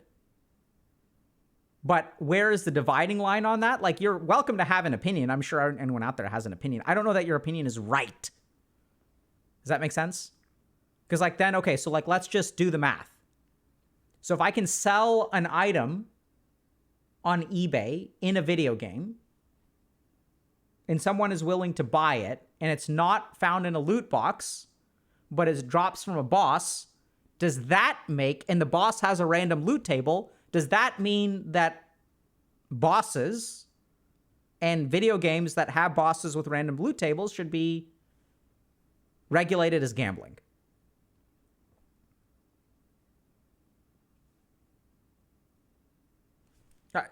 I don't know. I mean, that sounds a bit extreme to me. Like, but if y'all say yes, okay. If y'all say no, like, feel free to share your thoughts. Right? Now, there's a second part to the question. Why can't some people control themselves when other people can't? Why can some people control themselves and other people can't? That, unfortunately, is a very complex question. So here's how I would answer it very simply. The ability to control your behavior, which we'll talk about later today, the ability to control your behavior has to do with trait and state. So there's some reasons, a part of the reason why some people can control themselves is because of essentially like some things that are pretty hardwired, right? So if you grew up and your frontal lobes developed in a nice, healthy way, right? If they grew up in the absence of mood-altering substances. So for example, like if you didn't smoke pot before the age of 30, that has been shown to impair, smoking pot has been shown to impair frontal lobe development, for example. So depending on how your brain develops, if you were taught by your parents to a certain degree, like delayed gratification, and taught how to study, and taught how to do all kinds of stuff, then it can be easier to control your impulses. If you were not taught those things, or you were born with a brain that's ADHD or whatever, then it's going to be harder for you because of your brain. But that's not the whole thing. So people will think, oh my God, that means I'm screwed. No, because there's a software component as well. And what we've learned from psychiatry is that the software component probably in a lot of ways is more important than the hardware component. That you can take someone who has ADHD and you can do therapy with them. And if you do therapy with them, or you work with someone who's like an ADHD coach, which is something that I hear a lot about nowadays, right? So we also equip our coaches with some stuff to help people get organized, that you can learn particular things to compensate for whatever your brain is naturally tending towards. And so there's a lot of addiction is also state-based, right? So it's not just what you can learn, but it's how you feel in the moment. So if I'm alone in life, sitting at home all day and have nothing to look forward to, it's way easier to get addicted to a substance or gambling or gaming or whatever, right? There's an internal emotional state, which we also know very strongly neuroscientifically. And there's an excellent researcher named, I don't know how to pronounce this, Volkow, Volko, I don't know. Best researcher on this stuff. Excellent neuroscience papers about how a lack of awareness of your internal state predisposes you to addiction. And so if you look at the mechanisms through which meditation helps people with addiction, is we learn how to become aware of our internal emotional state, and we learn how to emotionally regulate ourselves. And once you have those two things, once you can regulate your state, you no longer are going to be as vulnerable to the addictive substance. So in a nutshell, it's trait and state. Part of the way that you were born, you were wired. Some people are luckier. Other people are unluckier when it comes to addiction specifically.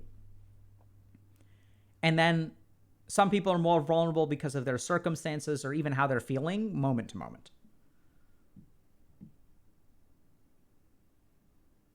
I think her name is Nora Volkow. Let me see.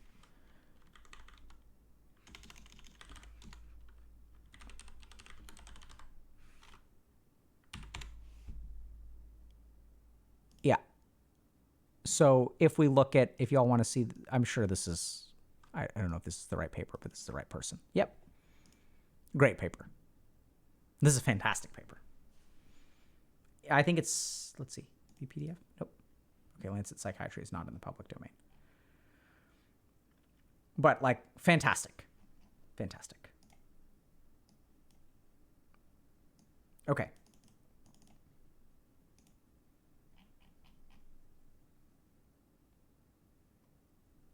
Okay, last question.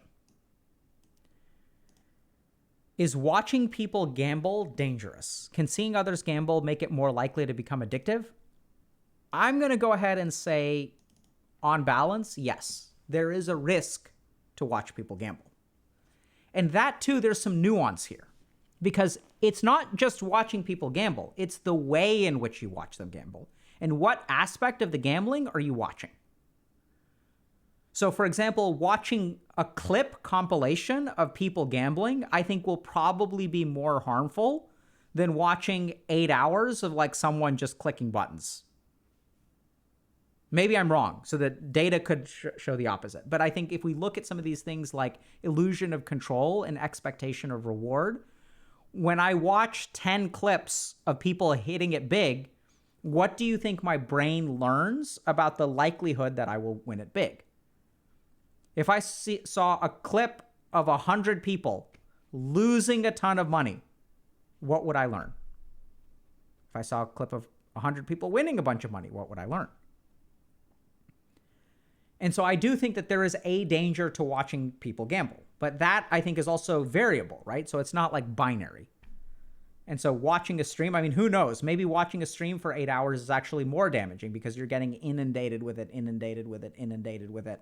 Maybe you're watching it on the second screen and the only time you pay attention is when there's a big win.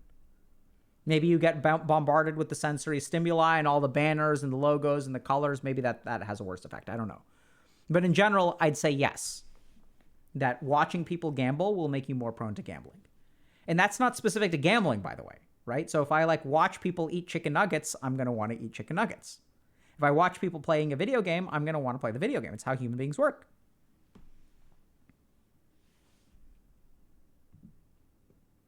Make sense? Good questions.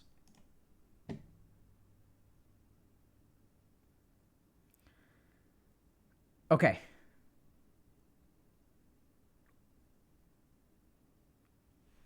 I'm just going to vibe with y'all for a minute. I've got 2 other things I wanted to cover today, but I don't know if I have the energy.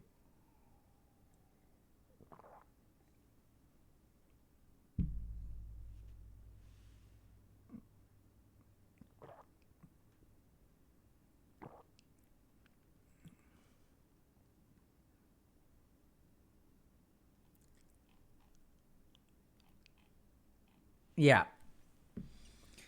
That was supposed to be a lot shorter. I was like planning 30 minutes for that. But now I see that we're an hour and a half into stream.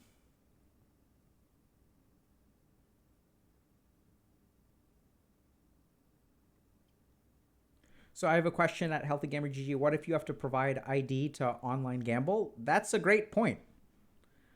But what we know, so I think it's possibly a step in the right direction. I think that's the kind of thing where you've got to think about the implementation. What is your verification system for online ID? Like, if I'm from India, will you accept an Indian ID? Do you know what a fake Indian ID looks like? Do you know what a real Indian ID looks like? And like, how are you verifying the ID? Is it like a picture of the ID? How do you know that I'm the person that matches the picture on the ID? I think it sounds like a great idea. This is the thing, is that these solutions, like, what is the actual implementation? Right? And then, like, for example, are you going to check to see that the same ID is not used twice? So can I make multiple accounts? Right? Like, how do you, did you think about that? What other kinds of things do we not think about that could be potential loopholes? I think it's challenging.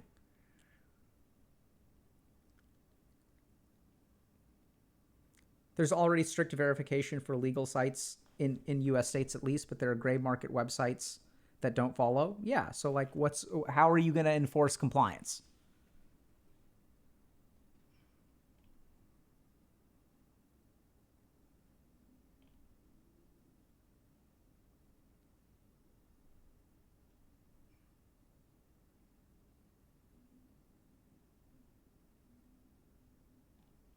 Should potential loopholes really be an obstacle for change? No, not at all. But implementations should consider loopholes, right? And our solutions should consider those kinds of things. LP Flea is saying turn all humans into NFTs. We're already NFTs. We're more unique and non-reproducible than NFTs are. We're the original NFT. Downfall Orange is how to solve drama on Twitch. I'll tell you how to solve drama on Twitch. You get people to talk. That is how you solve drama on Twitch.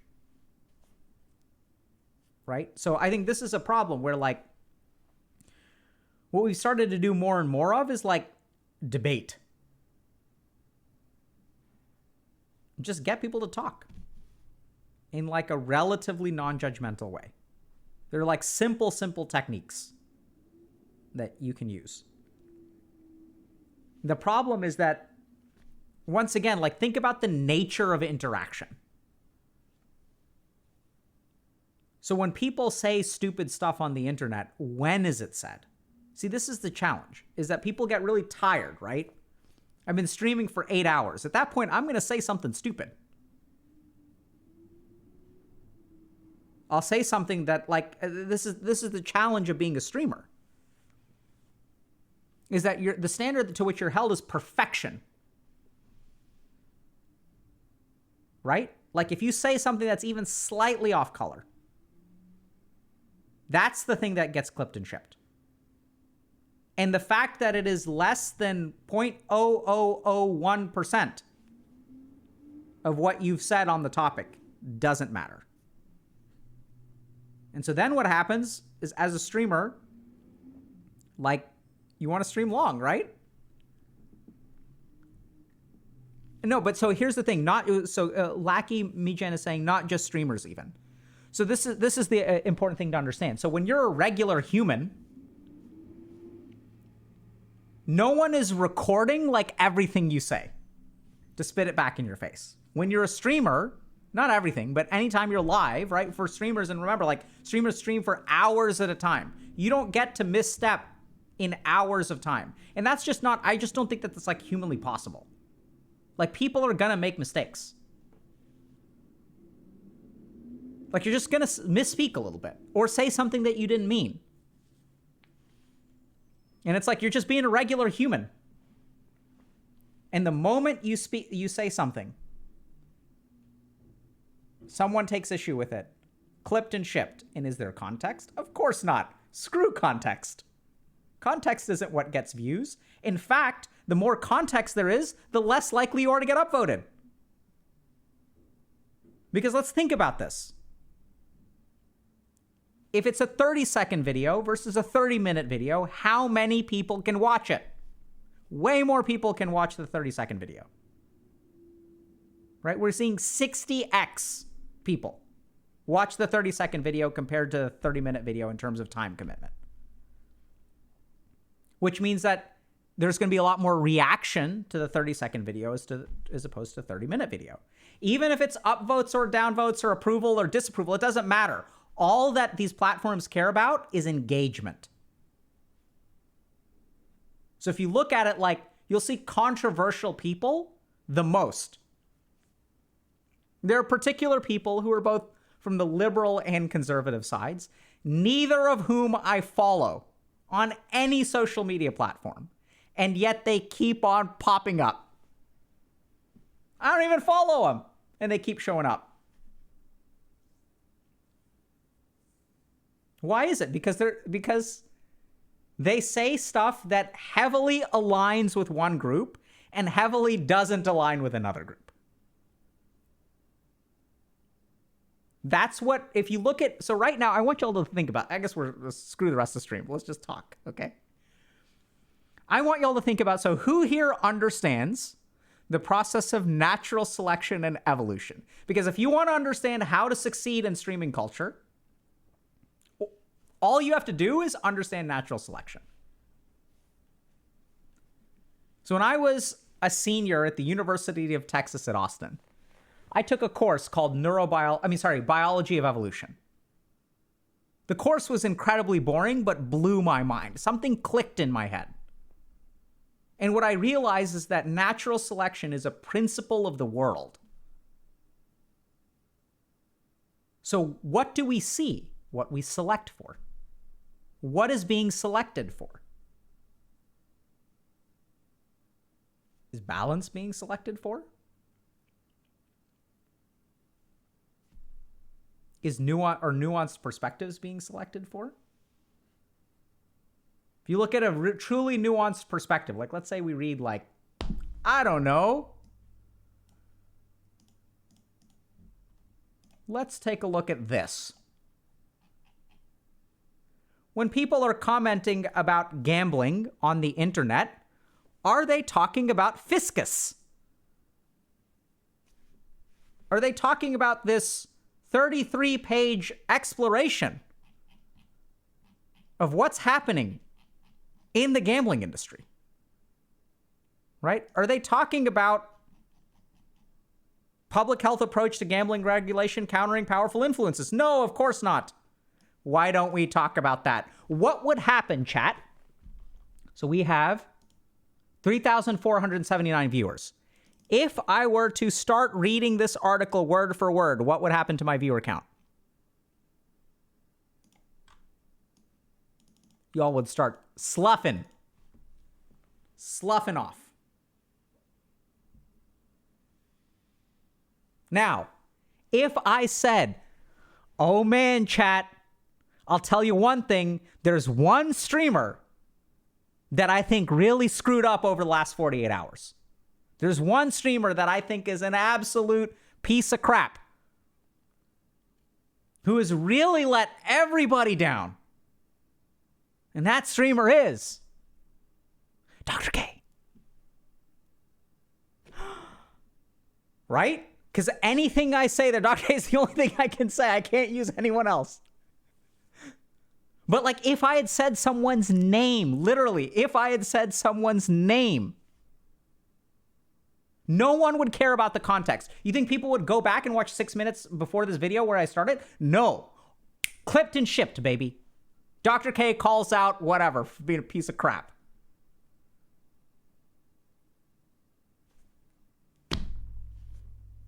What are we selecting for? And so if we're complaining, like, this is what we get. It's like when people complain about politicians, like, sure, is there some like entrenchment and minority rule and oligarchical forces? Like, sure. But we get what we paid for. Come on. We got what we paid for in the US. For sure. Right? And like, you get what you pay for. We're the ones that create these beasts. And then we get surprised. We're the ones that did this to them. Look at celebrities. Look at what we do to them. How screwed up they are. And the more screwed up they get, we love it. Right? There's a particular celebrity I'm thinking of. There's a very famous picture of them with a shaved head. Because this person was a sex symbol of sorts. And like that picture is just so propagated. And it's like, this is what we do. It's natural selection. We select for people, because here's the thing, when you get engaged in drama, like people watch, right? And when you've got like drama-oriented content creators, we're not just talking about people who wind up in drama, but people who will literally like hate farmers. They do very well. Why is that? It's because there's an appetite for it.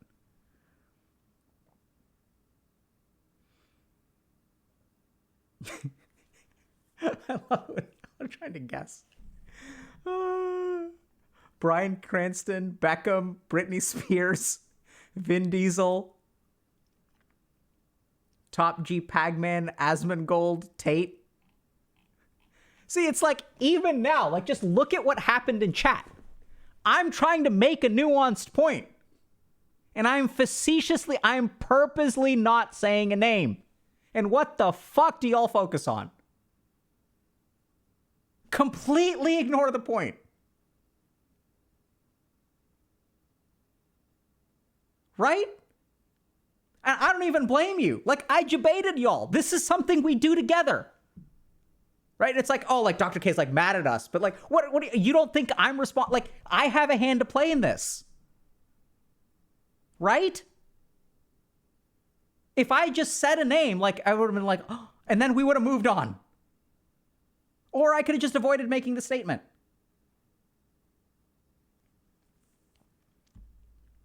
You get it? So it's like, well, like we'll blame in Twitch chat. No, like blame me, like this is what I'm saying. So this is the weird thing that's happening on the internet. This is like some kind of weird ass symbiotic relationship. Many years ago, there was like a eukaryotic cell that was like human. And there was like a prokaryotic cell that was not. And what we did is gobble that little cell. And it stayed with us, and we didn't eat it entirely. We let it live within us. And that prokaryotic cell became a mitochondria. And then we evolved into human beings. And what we're seeing right now on the internet is some weird-ass symbiotic relationship forming between particular humans who look at a camera and particular humans who watch the video of the person with the camera. Everyone knows the powerhouse of the cell. Right? This is what we're creating. And so this is not just about gambling.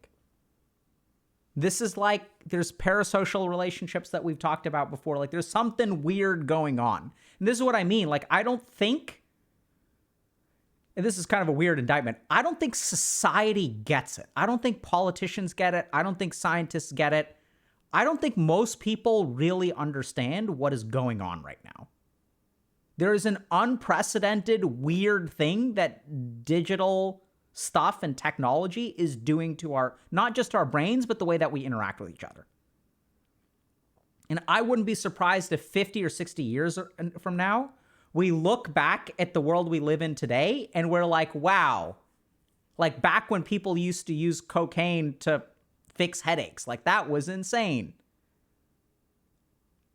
Back when doctors used to recommend cigarettes for people who were feeling down, like that was insane. Like we're going to look back at this time, we're going to see an unprecedented amount of technological advancement without an appreciation for what impact it has on human beings.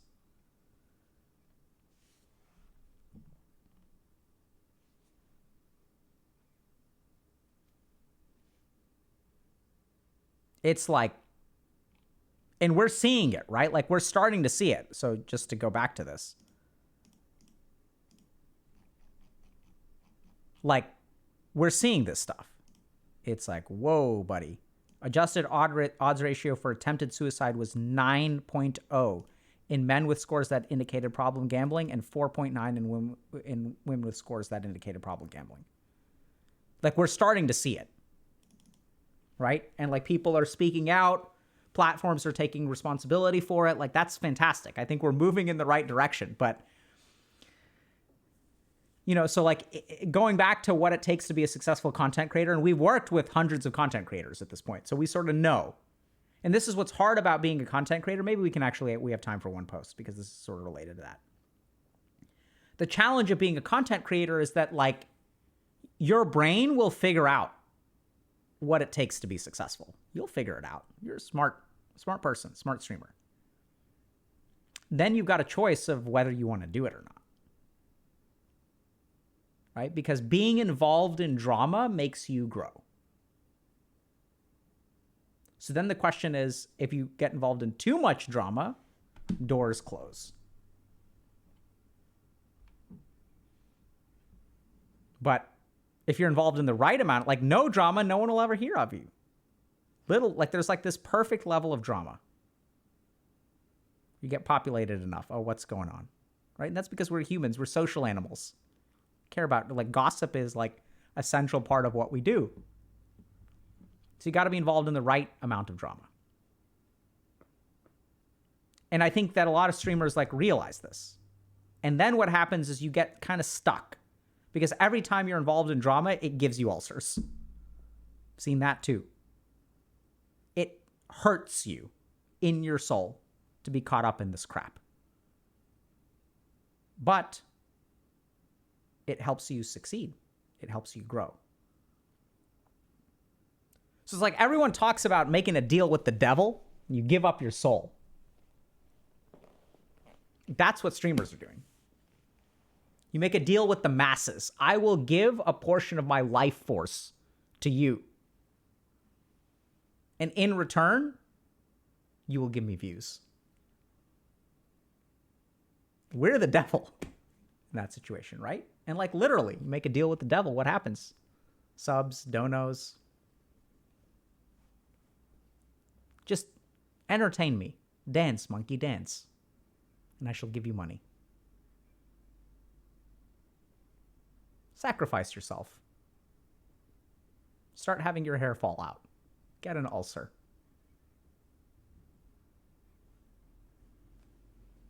What do you click on? Right? Do you click on the nuanced streamer?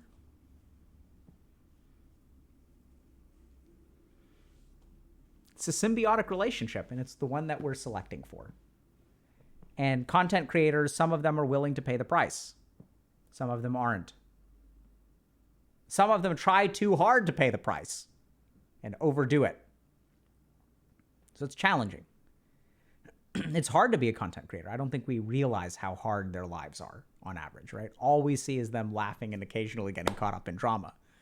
But I don't think we really appreciate how hard it is when, and it's not even the whole internet, right? Because you've got your stands, they've got their stands. But just think about like the people in your life. Like how many people does it take to ruin your day? Like how many comments does it take to ruin your day? right? If you go to work and one person, you get an anonymous text, doesn't even have to be an in-person interaction, is like, hey, fuck you. You suck. You're wasted space. Like, that hurts. And depending on how big you are as a streamer, you can have 99% of people love you. And if you get, let's say, 1 million views a month, and 99% of people love you,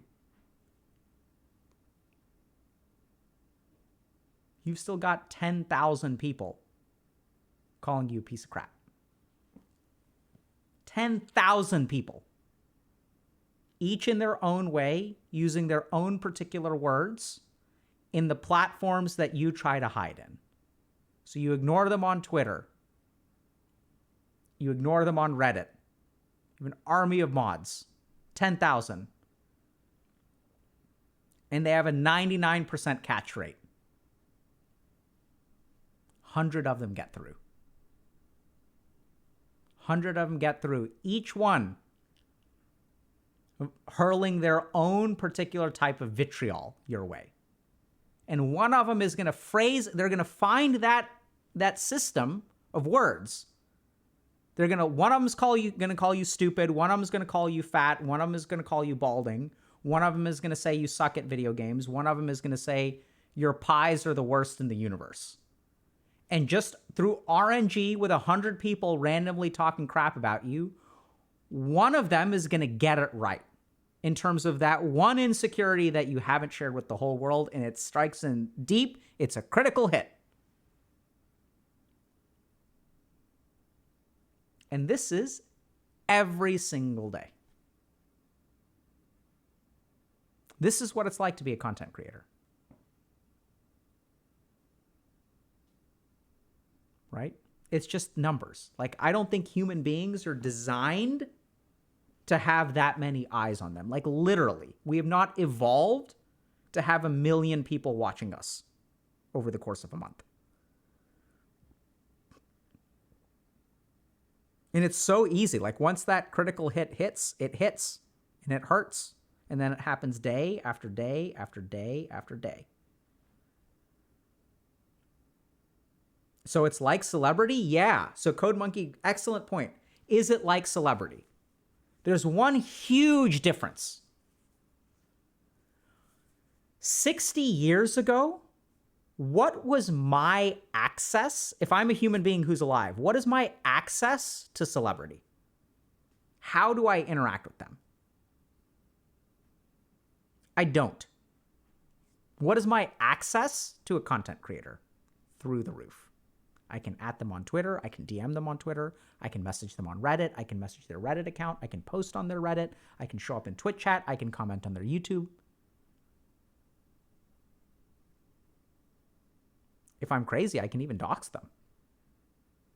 And if the streamer is big enough, not only can I dox them, I can find a community where people are doxing them.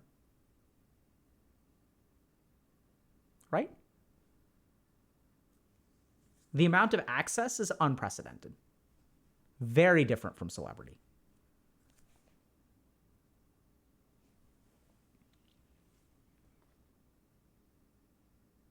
Right?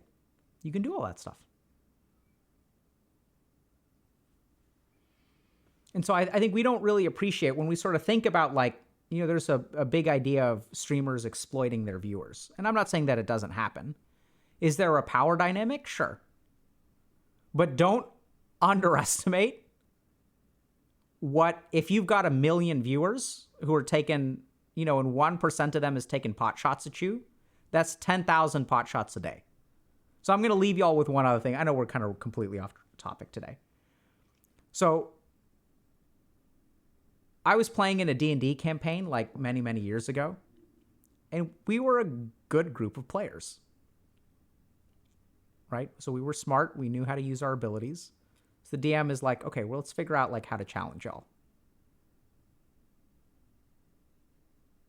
What's the challenge? How are we going to take down this party of 10th level adventurers? They can beat a dragon. I know.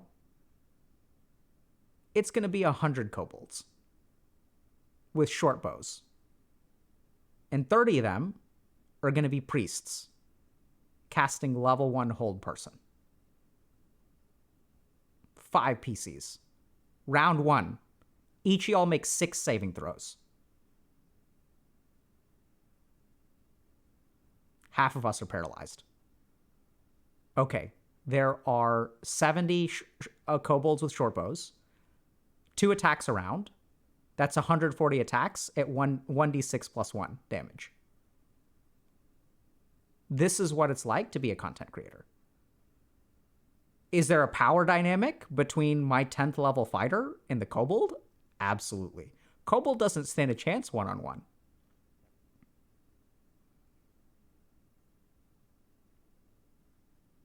But you get enough of them, they're taking pot shots. One of them, a couple of them will land a 20. They'll hit.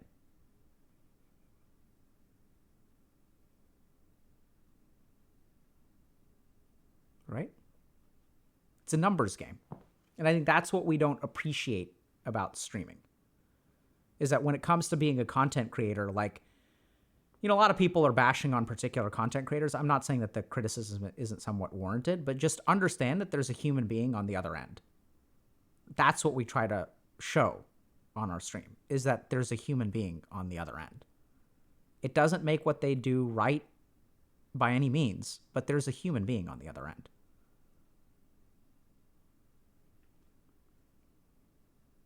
Do they deserve what they get? I don't know, man. I really don't.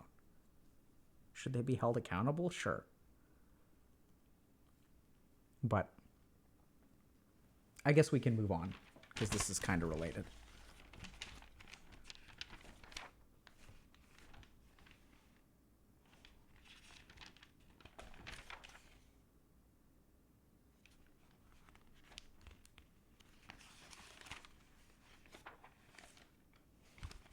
Yeah, I don't know. I don't feel like talking about this other. This feels so random and arbitrary.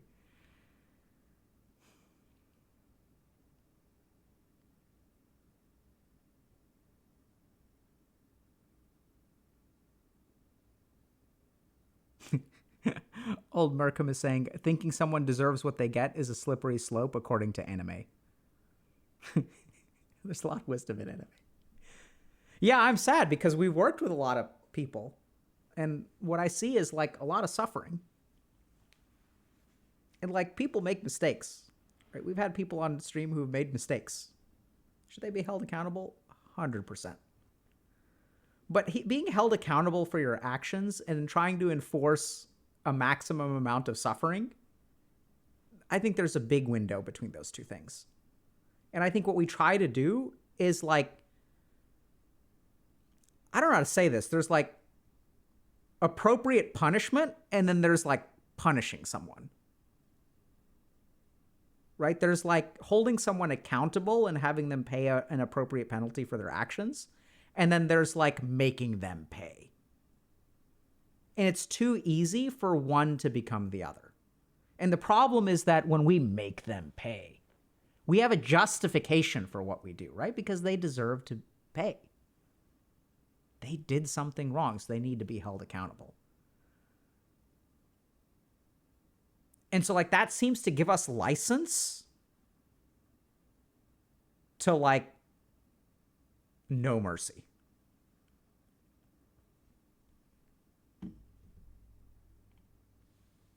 Does that make sense, chat?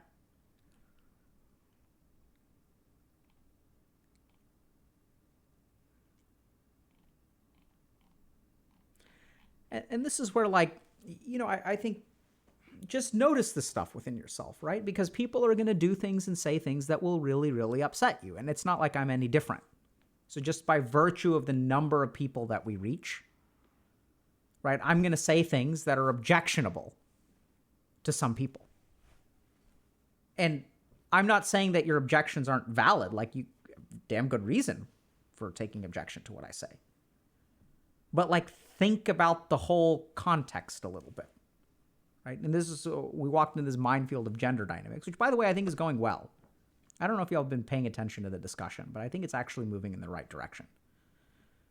And just like what happens sometimes, and when you tackle an issue is at the very beginning, there's a lot of venting of negative energy. And then once people feel heard, which by the way, I think our community does an awesome job of. I don't know if you guys have done this, but I was looking, so I browse Reddit. Maybe we can do this journey together.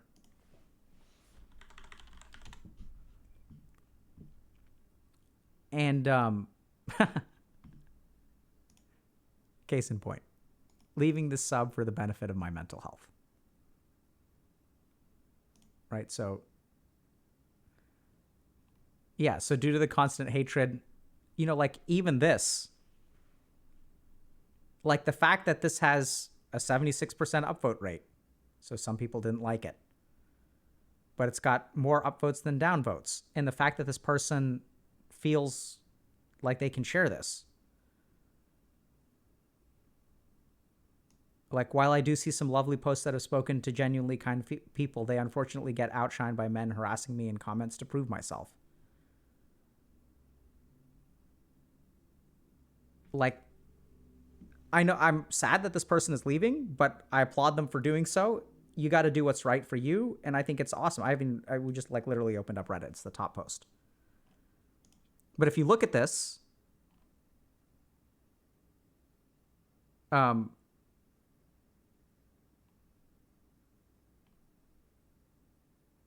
you know, like girls are not potential partners. They're just people and they should be treated as such. Unplugging for the Twitch drama. Like, I actually think there's a lot of good stuff here. I see that things are not perfect by any means. But if you guys go to like other mental health subreddits, it's way worse out there. Way, way worse. And Discord is even better.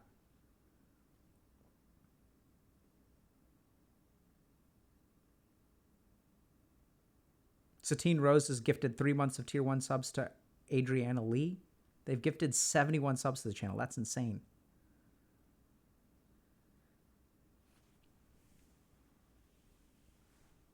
I mean, look, the internet is like, it's becoming a toxic place.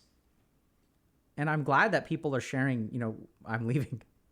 Thank you for letting us know. I wish you could stay, but I don't blame you for going one bit.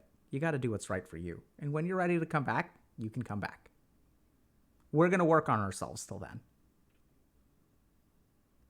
And I've seen men leave the community as well, right? Feeling like this isn't a place where I can be heard. Like, I share my thoughts. And there was another post about, why did my post about men being dehumanized get deleted?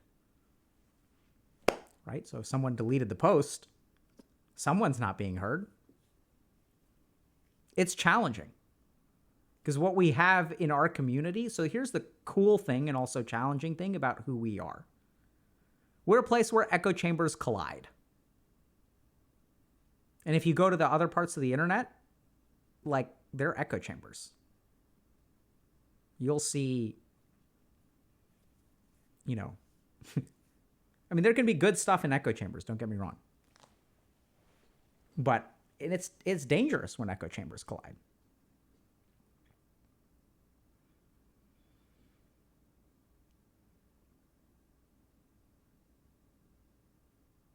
Is echo chambers necessarily bad? No. Like I said, a great question, Yellow Raven. I think there are advantages even to echo chambers. I think there are advantages. The term echo chamber, I think, has a negative connotation to it. But let's like call it something else. So like, let's say like a safe space for a particular group of people. Right? So if there's like a safe space for a particular gender where we're not interested, this is a place specifically for support for people looking for support on a particular issue. We understand that there may be contrary opinions and that some people don't believe we deserve support. This is not the place for that discussion. I think that's completely reasonable. That, I think, is healthy. So even if you look at things like couples counseling or like family therapy or things like that, right? Like, we'll set boundaries around what we are allowed to talk about at particular points. So if we're talking about keeping the house clean today, we're not going to talk about finances. So I think setting boundaries around discussions is actually really important. Because if you don't set boundaries on discussions, things get completely you know, things get completely messed up. So you have to set boundaries to have productive discussions. The problem is, as you set boundaries, sometimes you can create really an echo chamber where, and what tends to happen is within a community, there's drift over time, and you drift towards the extreme because of the natural selection process of the internet. This has been well documented. Y'all can just like do a Google Scholar search for a term called online drift. And so, for example, this has been described in social situations like communities, online communities. We see it in sort of like the incel community. It's been well documented there. But we also see it in terms of things like pornography usage, where people will watch more and more extreme pornography over time because to get an emotional stimulation, which is what we respond to on the internet, you need more extreme content, which is what the echo chamber provides. More and more extreme content. So it's well known that this happens. And then I think that does, and then what happens is like, now we have two groups of people who are all agreeing with each other and never talking to each other. And when those two groups of people collide, there's no common ground. No one's interested in common ground because what they've gotten used to doing is just sharing their own perspective. It's like religion A and religion B that completely developed independently are now clashing. And what do? Do they talk? No, it's crusade time.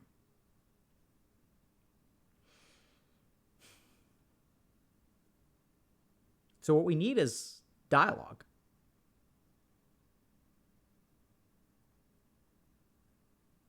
Right? I think that's what we need. Dialogue. People are engaged in drama, dialogue. If people have differing opinions on gender issues, dialogue. Because here's the thing, anytime you see a discussion about things like gender dynamics, what do we call that? When two people with opposing views meet to talk about gender issues, what do we call it?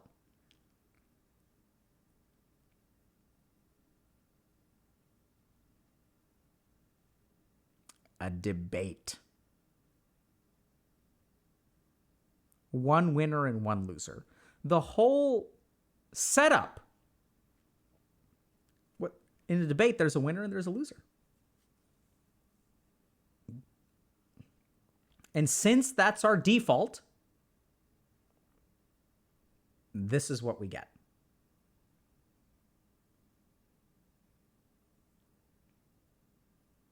So, I think it would be great if we had discussions with people who were, interested in learning. If you believe something about a particular issue, and someone else believes something else, you're not there to convince them. You're there to learn their perspective.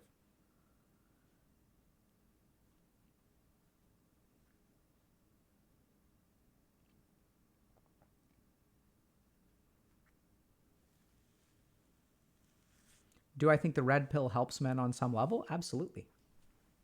It helps men on some level. So I think part of what red pill helps with is it, first of all, is emotionally validating. Secondly, on the positive end, it encourages people to grow as human beings. I think the ways in which it's hurtful is it dehumanizes women and to a certain extent human beings. I think it's also overly reductionistic and based on pseudoscientific biological determinism. So I think it's harmful, but I think it helps some people. If it didn't help in some way, it wouldn't exist. Right? And this is where there's black and white. It's like, oh my God, they're so evil, they need to be destroyed. It's like, you got to think about why they are there in the first place. Right? What are the selection pressures that have allowed this group to grow? It's an example of an echo chamber. 100% agree.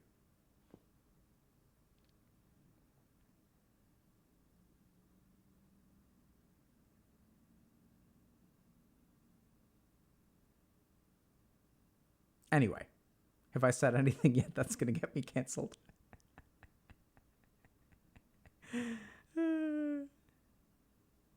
Professor Vincier saying, hello, Doc. Saw your 5 Habits video. It was very insightful. Learned a lot. Thanks. Good. I'm happy to hear that.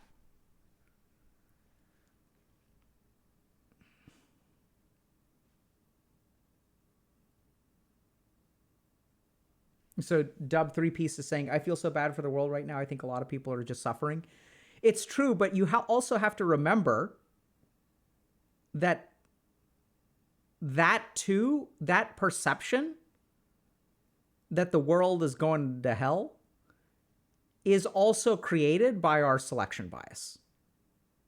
So what are the most emotionally engaging stories? The ones that, what rises to the top is the most emotionally engaging. The more suffering there is, the more emotionally engaging it is. So I know this sounds kind of weird, and this is where like the Touch Grass campaign comes from. Is like, we can think that the world is a particular way and like, oh my God, like men and women and incels and discrimination and all this kind of stuff. But then like, just go outside and interact with people. I'm not saying that it doesn't translate in some way, right? So that's the challenge, is that when we do go outside, we interact with people and then we have an experience that hurts us a lot. And then we go onto the internet to find other people who have had that same experience. But I do think that the world is better than we think it is.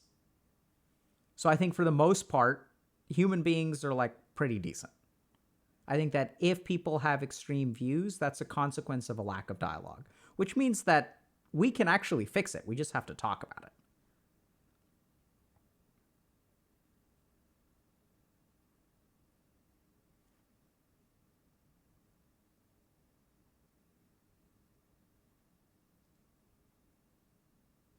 Whiteland's is saying, but what if people are getting shot at the areas close to you? So I think that that question is perfect.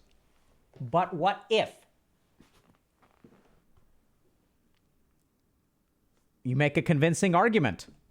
The world is going to hell because people are getting shot near me. And for those people, you're absolutely right. The world is going to hell.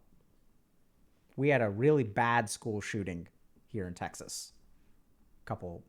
Now like a month ago, month and a half ago, something like that, 2 months ago. So sometimes it's like hell is in your backyard. And also, in the global scope of all of the events that are happening across the world, why do we choose to highlight the worst one?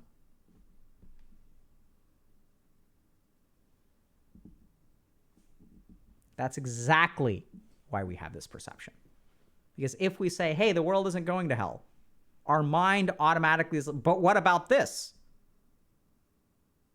Right? Because that's the best state. Like, it's like the most convincing argument. Like, I can't say, oh yeah, sorry, the world isn't going to hell because, yeah, it's totally okay that people are getting shot. No, of course not.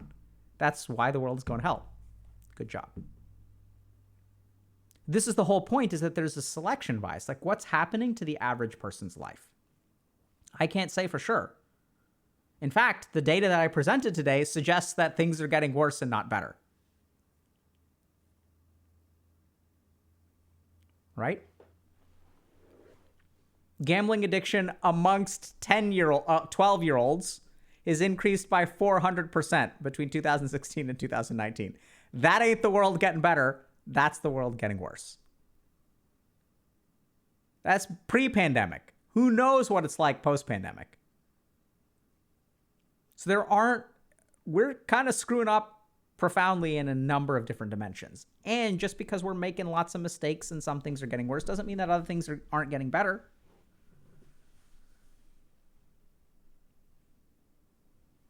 Right? I enjoyed playing Cult of the Lamb. Let's just think about this for a second.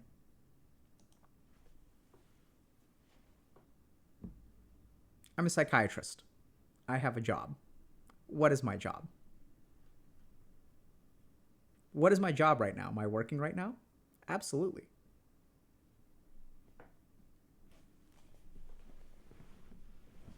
This is my work? Like, how cool is that?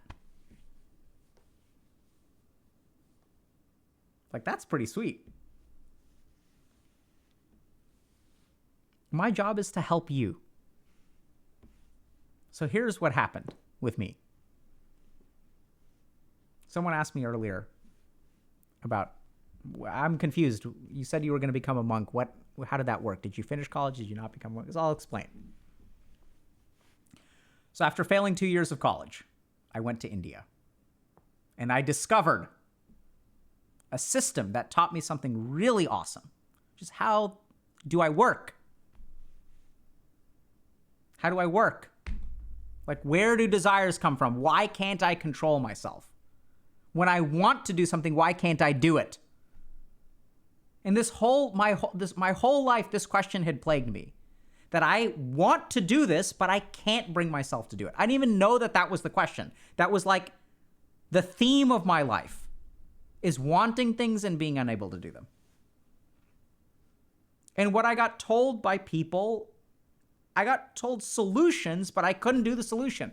They'd say, you want an A? Just study. You want to know how to talk to girls? Just practice. It's about confidence. You got to get rejected 1,000 times. I couldn't even get rejected once. Think about it. Like, I couldn't even get rejected once, and these people are telling me to get rejected 1,000 times.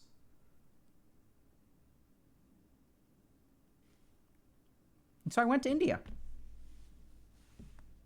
And they were like, hey, by the way, let's play a game. I want you to try to go 24 hours without speaking a single word. And I was like, okay, cool. Let's play the game. And I did that. And I learned, like, this is like what's going on inside me. I have desires. I have to restrain those desires. They taught me in a stepwise fashion, if you have an impulse, how to control the impulse. And I was like, this is pretty sweet.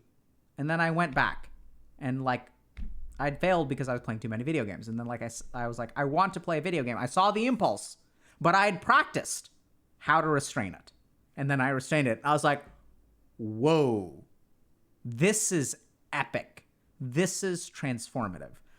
I want to become a monk.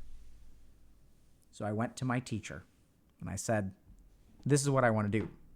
I want to give up my life, become a monk, and learn this 24/7. Devote myself to spiritual growth. He turns to me and he says, you want to give up your life? What do you have worth giving up? I was like, damn, what a sick burn. Love this guy. What do you have worth giving up? What are you giving up? You're failing out of college. You have no money, no serious relationships. What are you giving up? So he says, go back to school. You can come back every year. You can learn stuff. You're going to go to school. You're going to get a doctoral degree. When you're 30, I want you to invest the next 9 years of your life in building a life. And if you still want to give it up when you're 30, we'll take you. So I was like, done. So I went back to school, spent winter holidays and summers in ashrams all over the place, usually India, occasionally South Korea or Japan or something like that, studying with different teachers with the goal, okay, I'm going to go get a doctoral degree and then I'm going to peace out. But my teacher was wise, which is what's cool about meditation teachers, good meditation teachers, by the way. So they knew who I was. They knew that I wasn't giving up anything, that I was escaping, right? And they knew, they were like, this little shitter, he's not giving up anything. It's all for the sake of his ego. Because I am above materialism. I am forsaking the material life to be higher. You got 4.0 GPA? I became a monk. Look at how great I am. And then so they continued teaching me, right? And then I sort of discovered what they knew all along, which is what's cool about a teacher, is they know you better than you know yourself. Then I was like, actually, I don't need to give any of this up. And he's like, good job. I'm getting married, by the way. He was like, great. I'm happy for you. Go live your life. So then I went to med school. But I'd still discovered this thing. I want to do something, but I can't do it. So then I went to med school, became a psychiatrist, all that good stuff.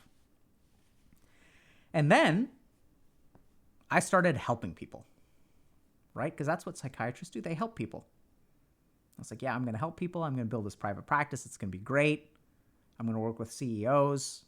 It's going to be lit, right? I'm going to have like really powerful people, then I'm going to guide them. That too is ego.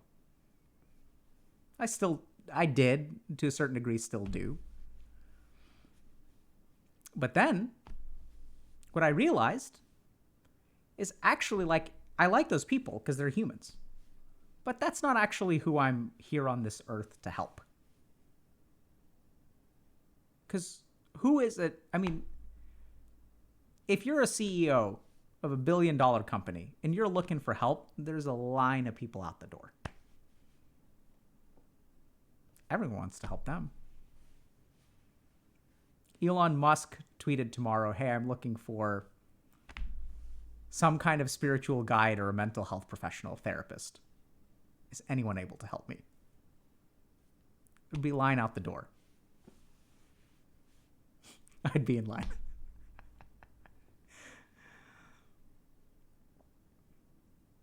As soon as I get done waiting in a different line. But anyway. So then, like, who is it that I can really help? Who are my people? And then what I realized is y'all are my people. And this is my job. It's not about helping someone who's great. It's not about helping someone who's powerful. It's not about helping someone who's going to pay me a lot of money. Like, so Duong Tan Sang is in chat and he asked a question and I answered it. Will I ever meet him or her? Probably not. Am I ever going to get paid? Probably not. That's irrelevant. Right? What's our point being on this earth? It's like to give stuff to people. That's what we're here for. And if you're someone who's like, I don't have anything to give, I don't have shit to give either. When I was 21, and it took me a while. It took me like 15 years to put my life together and be in a place. They're like, how long does it take? Like, oh my God, I'm 25, I'm 28, I'm 31, I'm 35, I'm your age, haha. I'll use whatever logic I can to dismantle your argument that I have something to give. It took me 15 years to have something to give. And now it's my job to give it. So Animatronic is saying, Dr. K on a tangent is beautiful. I'm with you. So I decided about an hour ago that, like, you know what? I've got important work to do that I'm supposed to do it today, but we're not going to do that. I'm just not feeling it. We're just going to hang out. We're going to talk like we used to in the old days. Back before Dr. K was a thing. When there were like 30 people in chat. And we used to stream for 3 hours. And like there was no subreddit to comment on posts. Like back in the good old days when we were small. And don't get me wrong, I'm grateful for being big because that gives us a lot of opportunity and resources and advantages. Right? We have 1 million subscribers on YouTube. That's a huge achievement that we literally could not have done without y'all. Like literally, we can't do that. I can only subscribe once. The other 999,999 subscribers have to be y'all. Right? But what this is about is like, you know, we started this to try to help more people. Because I was like, look, I don't know if I'm not going to get to everyone in my office. Rest of mine, I have 30 kids. This is where I probably should say all kind of things, but instead of what I'm going to say, rest of mine is thank you. Thanks for pumping up those numbers with the bots. Appreciate it.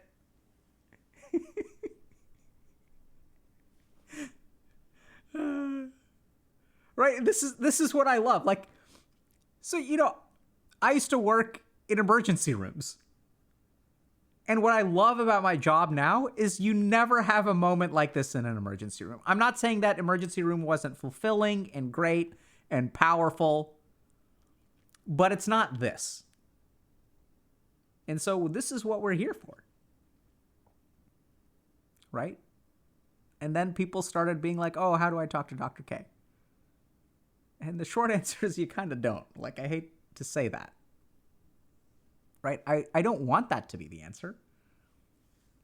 Which, by the way, is why we started a coaching program. Because it's like, okay, so like I learned that thing when I was 21 years old in 3 months in India. And I was like, damn, this is transformative.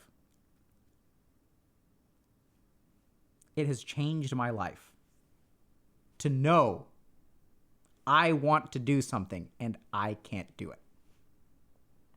And so then it's like, okay, can I teach people this stuff? And the answer is like, well, obviously, because that's what I've been doing. And then the question is, can I teach people to teach people? And that's what we found, is that actually that works. That there are a core set of principles that I'm not divine or special. It's like I was equipped with knowledge, like someone gave me a tutorial. And since I went through the tutorial, I learned the mechanics of life. And now we taught other people to teach you. And so what are a couple of, then we used a lot of science, right? So like, then I became a psychiatrist and then I sort of figured out, okay, like what is the central thing that's missing? And what I realized is everyone is focusing on productivity. How do I procrastinate less? Everyone's looking for solutions. Instead, but they're directionless. Like, the reason you're looking for a solution is because to arbitrarily make something better. But there's no drive behind it, right? And this is the crux of the problem, is we can give you solutions. A lot of people like, what are 5 tips to stop procrastinating? I can tell you what those are. Can you do it? So I remember watching this fantastic video once by a self-help person who was like, if you're having trouble motivating yourself, take a $100 bill and put it on your fridge. And just tell yourself that if I don't do this thing, I'm gonna burn the $100 bill. And you have to commit. Because here's the thing, according to human psychology, punishment is a powerful reinforcer of behavior. So you gotta punish yourself. You gotta commit. And it's like, are yaar, if I could commit, I wouldn't need to burn a $100 bill in the first place. The whole point is that I can't do it when I tell myself that I'm going to do it. That's the crux of the problem.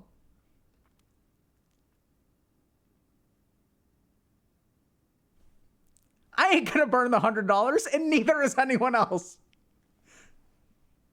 So then the question is like, okay, how do you help these people? How do you help them be better? So what do we emphasize in coaching? Some people think it's like budget therapy. It's really not budget therapy. It's not designed to be budget therapy. At 16 weeks, we see a 58% increase in a sense of purpose. So let me ask y'all a simple question. What determines what you do? You got to have a good reason. Why? The why is what's missing. This whole life, we've lost track of the why. Why is that? It's not even our fault. Because as our society is becoming more dopaminergic, what reinforces our behaviors is dopamine. Dopamine is not a why. In the dopamine-less environment, we had to find meaning. Right? Like, we had reasons to do stuff. It's like, it used to be like survival. It's like, why am I going out onto the farm? Because if I don't go out onto the farm, I'm not going to have food for the winter. Like, easy, done. Human beings have been lazy since the dawn of time. And so now what do? We use things like procrastination. And that's become our necessity. Last minute panic is the only thing that motivates us, or dopamine. We've lost our why. And then what happens? It manifests in all kinds of ways. Recently, we saw a paper that showed that meaninglessness is correlated with pornography addiction.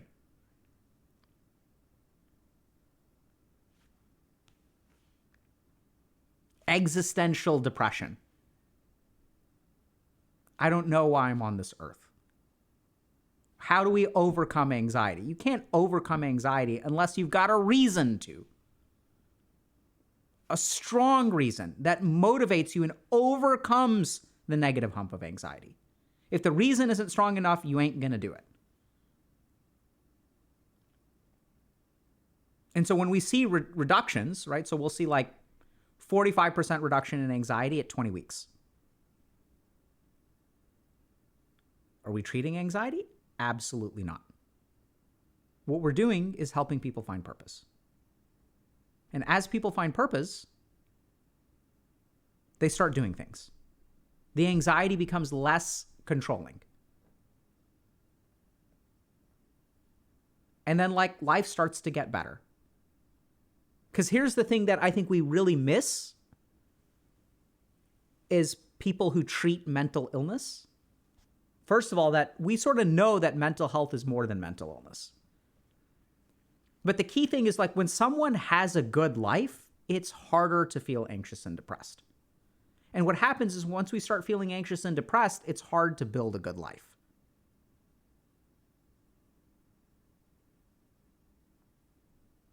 And so the key is about building a good life. It's about figuring out your why, because then all the pieces start to fall into place. Is there still work to be done? Absolutely. It's not like I found myself and now everything is easy. But it's like the central thing. And what's kind of interesting is that when we think about how do I find my purpose in life, that is not something that we have a system for. In the past, it's been religion. But that's breaking apart, right? The world is changing. We're becoming more independent. We can't download the answers from the previous generation anymore. And now we get to another problem, which is that the previous generation can't teach us how to do it because when they were growing up, they just downloaded it. Now the software is out of date. It doesn't interface with the external world the way that it used to. So they can't even teach us that stuff, which is why we have a generation that's struggling. Because the lessons that our parents were automatically taught no longer apply today. Gaming addiction. Why are parents struggling with it? Why are kids struggling with it? Why are so many kids addicted to video games? Because parents don't know how to stop gaming addiction. Why don't parents know how to stop gaming addiction? Because they never learned from their parents. Rates of alcohol addiction, roughly the same over the last 100 years. Rates of video game addiction, through the roof.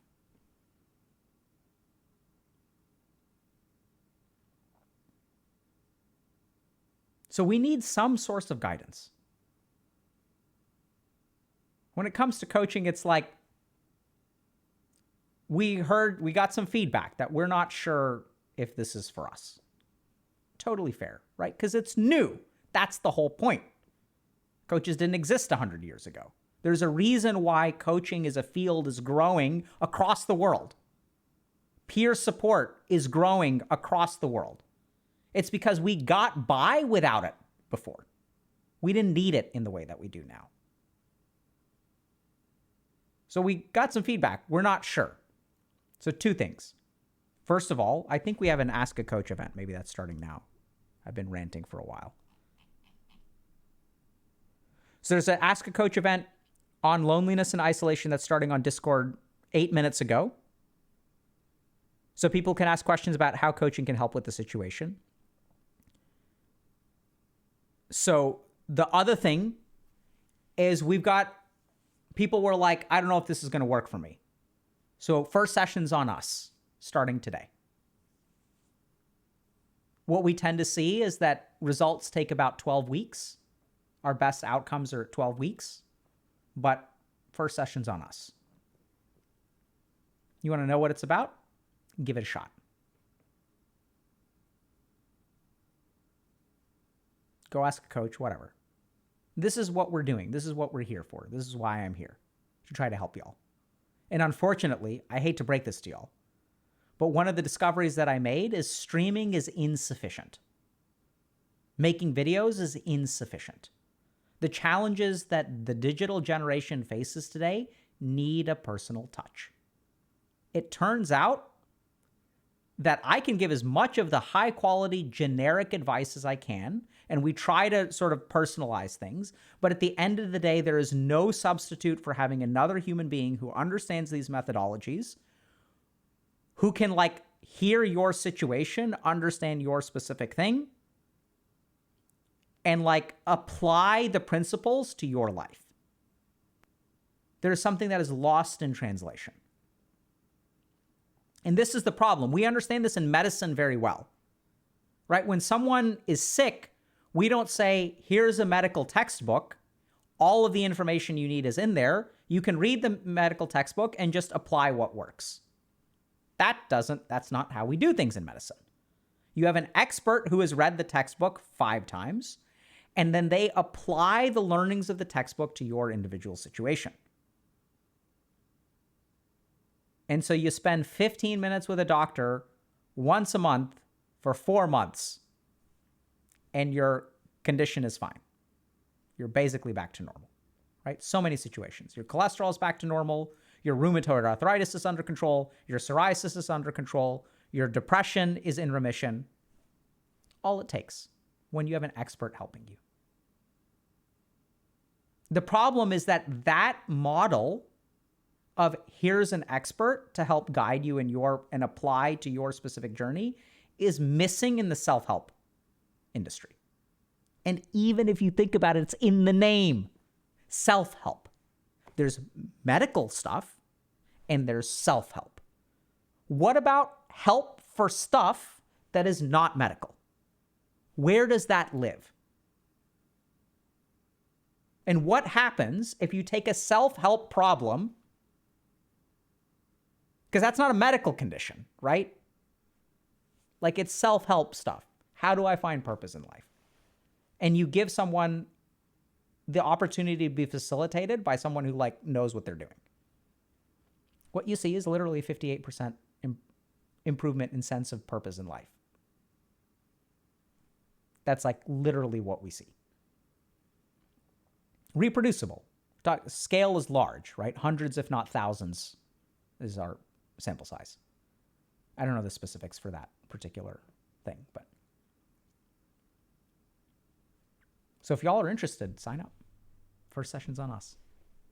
For those of you that are curious, head over to our Discord, ask a coach, ask them. See how our coaches think. See what they have to say. See if it's for you. If it's not for you, no big deal. We're here to help. If it's not what you're looking for, not a problem. Don't use it as a substitute for therapy, because it's not. We've had people come in and do that. Right? It's not masquerading as therapy. It's really about things like purpose, EQ, understanding yourself, understanding your goals, setting appropriate goals, right? Because we never get taught how to set goals. All we do, we see what other people are doing and we adopt those goals. We don't even think. So this is what the problem is, right? So we're talking about gambling today. I walk over to watch someone playing poker. And as they're playing poker, I see that they win. And I'm like, wow, that person made $500 on that hand. Let me go make $500. Turns out the cards they were dealt were pocket aces. Cards I was dealt was a 5-6 offsuit. I can't expect to win $100 in the same way that they did. I can't apply their learnings. And this is the core of the problem, is that when we look to success, you'll have successful people who will say, this is what worked for me. And it's if you made $1 billion and this is what worked for you, then I should do it too, because that's the formula for success. The whole point is that They're playing a different game with a different set of rules and a different spawn. Think about what they started with. Right?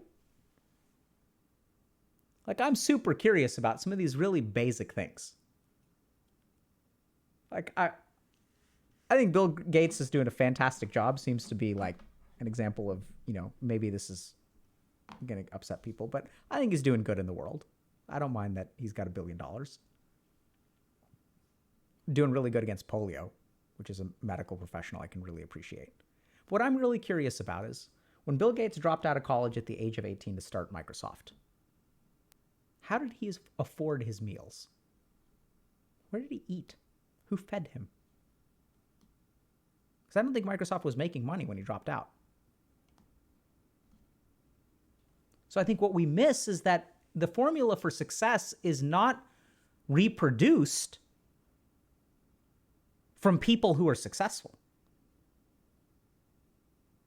The formula for success must be individualized. Must be individualized. And you can watch as many videos as you want to on the internet. You can watch me stream as much as you want to. Is it going to help? It's going to help some. Hopefully we'll do a study on that soon. But there's no substitute for like personalized attention. So some stuff can be protocolized, even in medicine. But sometimes you need a live human being. And I think in the field of medicine, things can be protocolized or AI driven a lot more than they can in something like the field of coaching, which eventually we'll see, I'm sure. But even finding purpose is something that will be like a reducible process. Reducible and reproducible.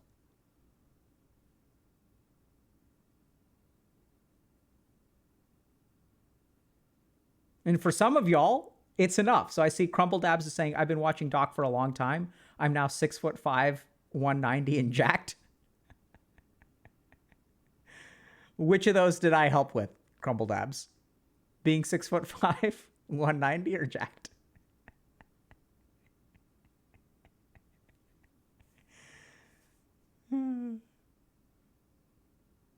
The only one I want credit for is your height.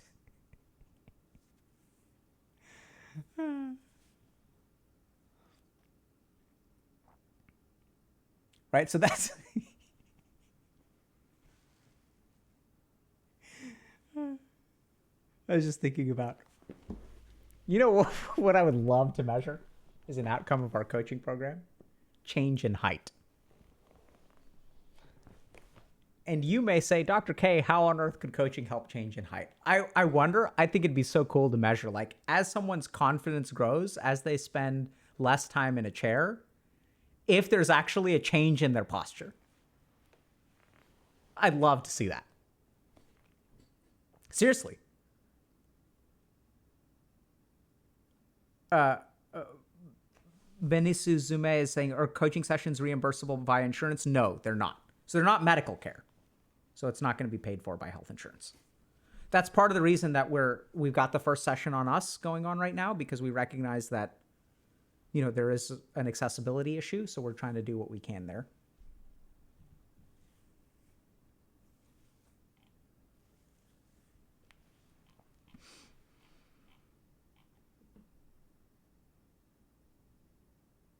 Yeah, so Cartane1 is saying 3 to 6 inch high increasing operation cost $71.50K in the US today.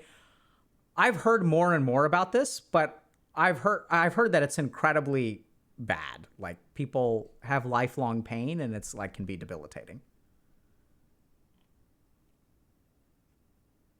So Dr. K helped me grow 4 whole inches. Snowball's chance. The question is, where did you see that growth? Because Dr. K helping people grow 4 inches has been happening since the beginning.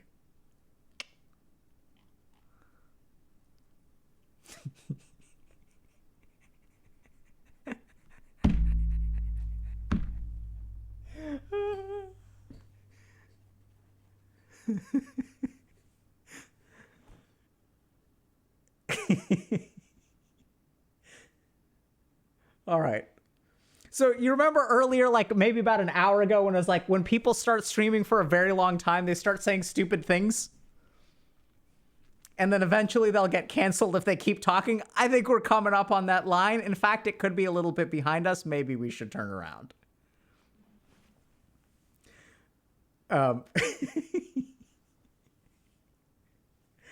Right? So seriously, though, give us feedback if that was really out of line. If you'll, we don't say that kind of stuff often, but sometimes we vibe with chat. And remember that there's a degenerate gamer on the inside of me, too.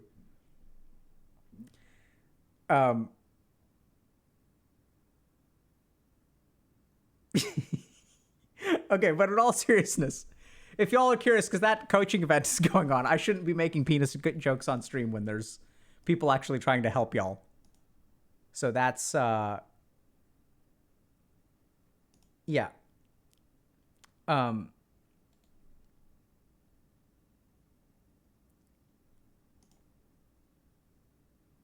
Okay.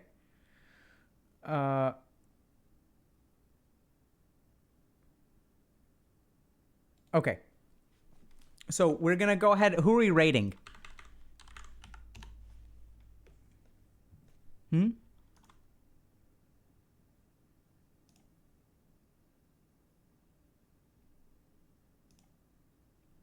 are we going to raid? Pokey? Poutine? We can raid Pokey. That's fine. No, we got to run. So we're going to, if y'all are interested in Ask a Coach, talking about loneliness, that event is going on Discord right now. Otherwise, we're going to go ahead and raid Pokey. So your choice, chat. If y'all are interested more in sort of like exploring loneliness and seeing what coaching could potentially, like how coaches approach that problem, hop onto the Discord. There's an Ask a Coach event. Otherwise, we will raid Pokemon. Take care, everybody. We'll see y'all on Friday.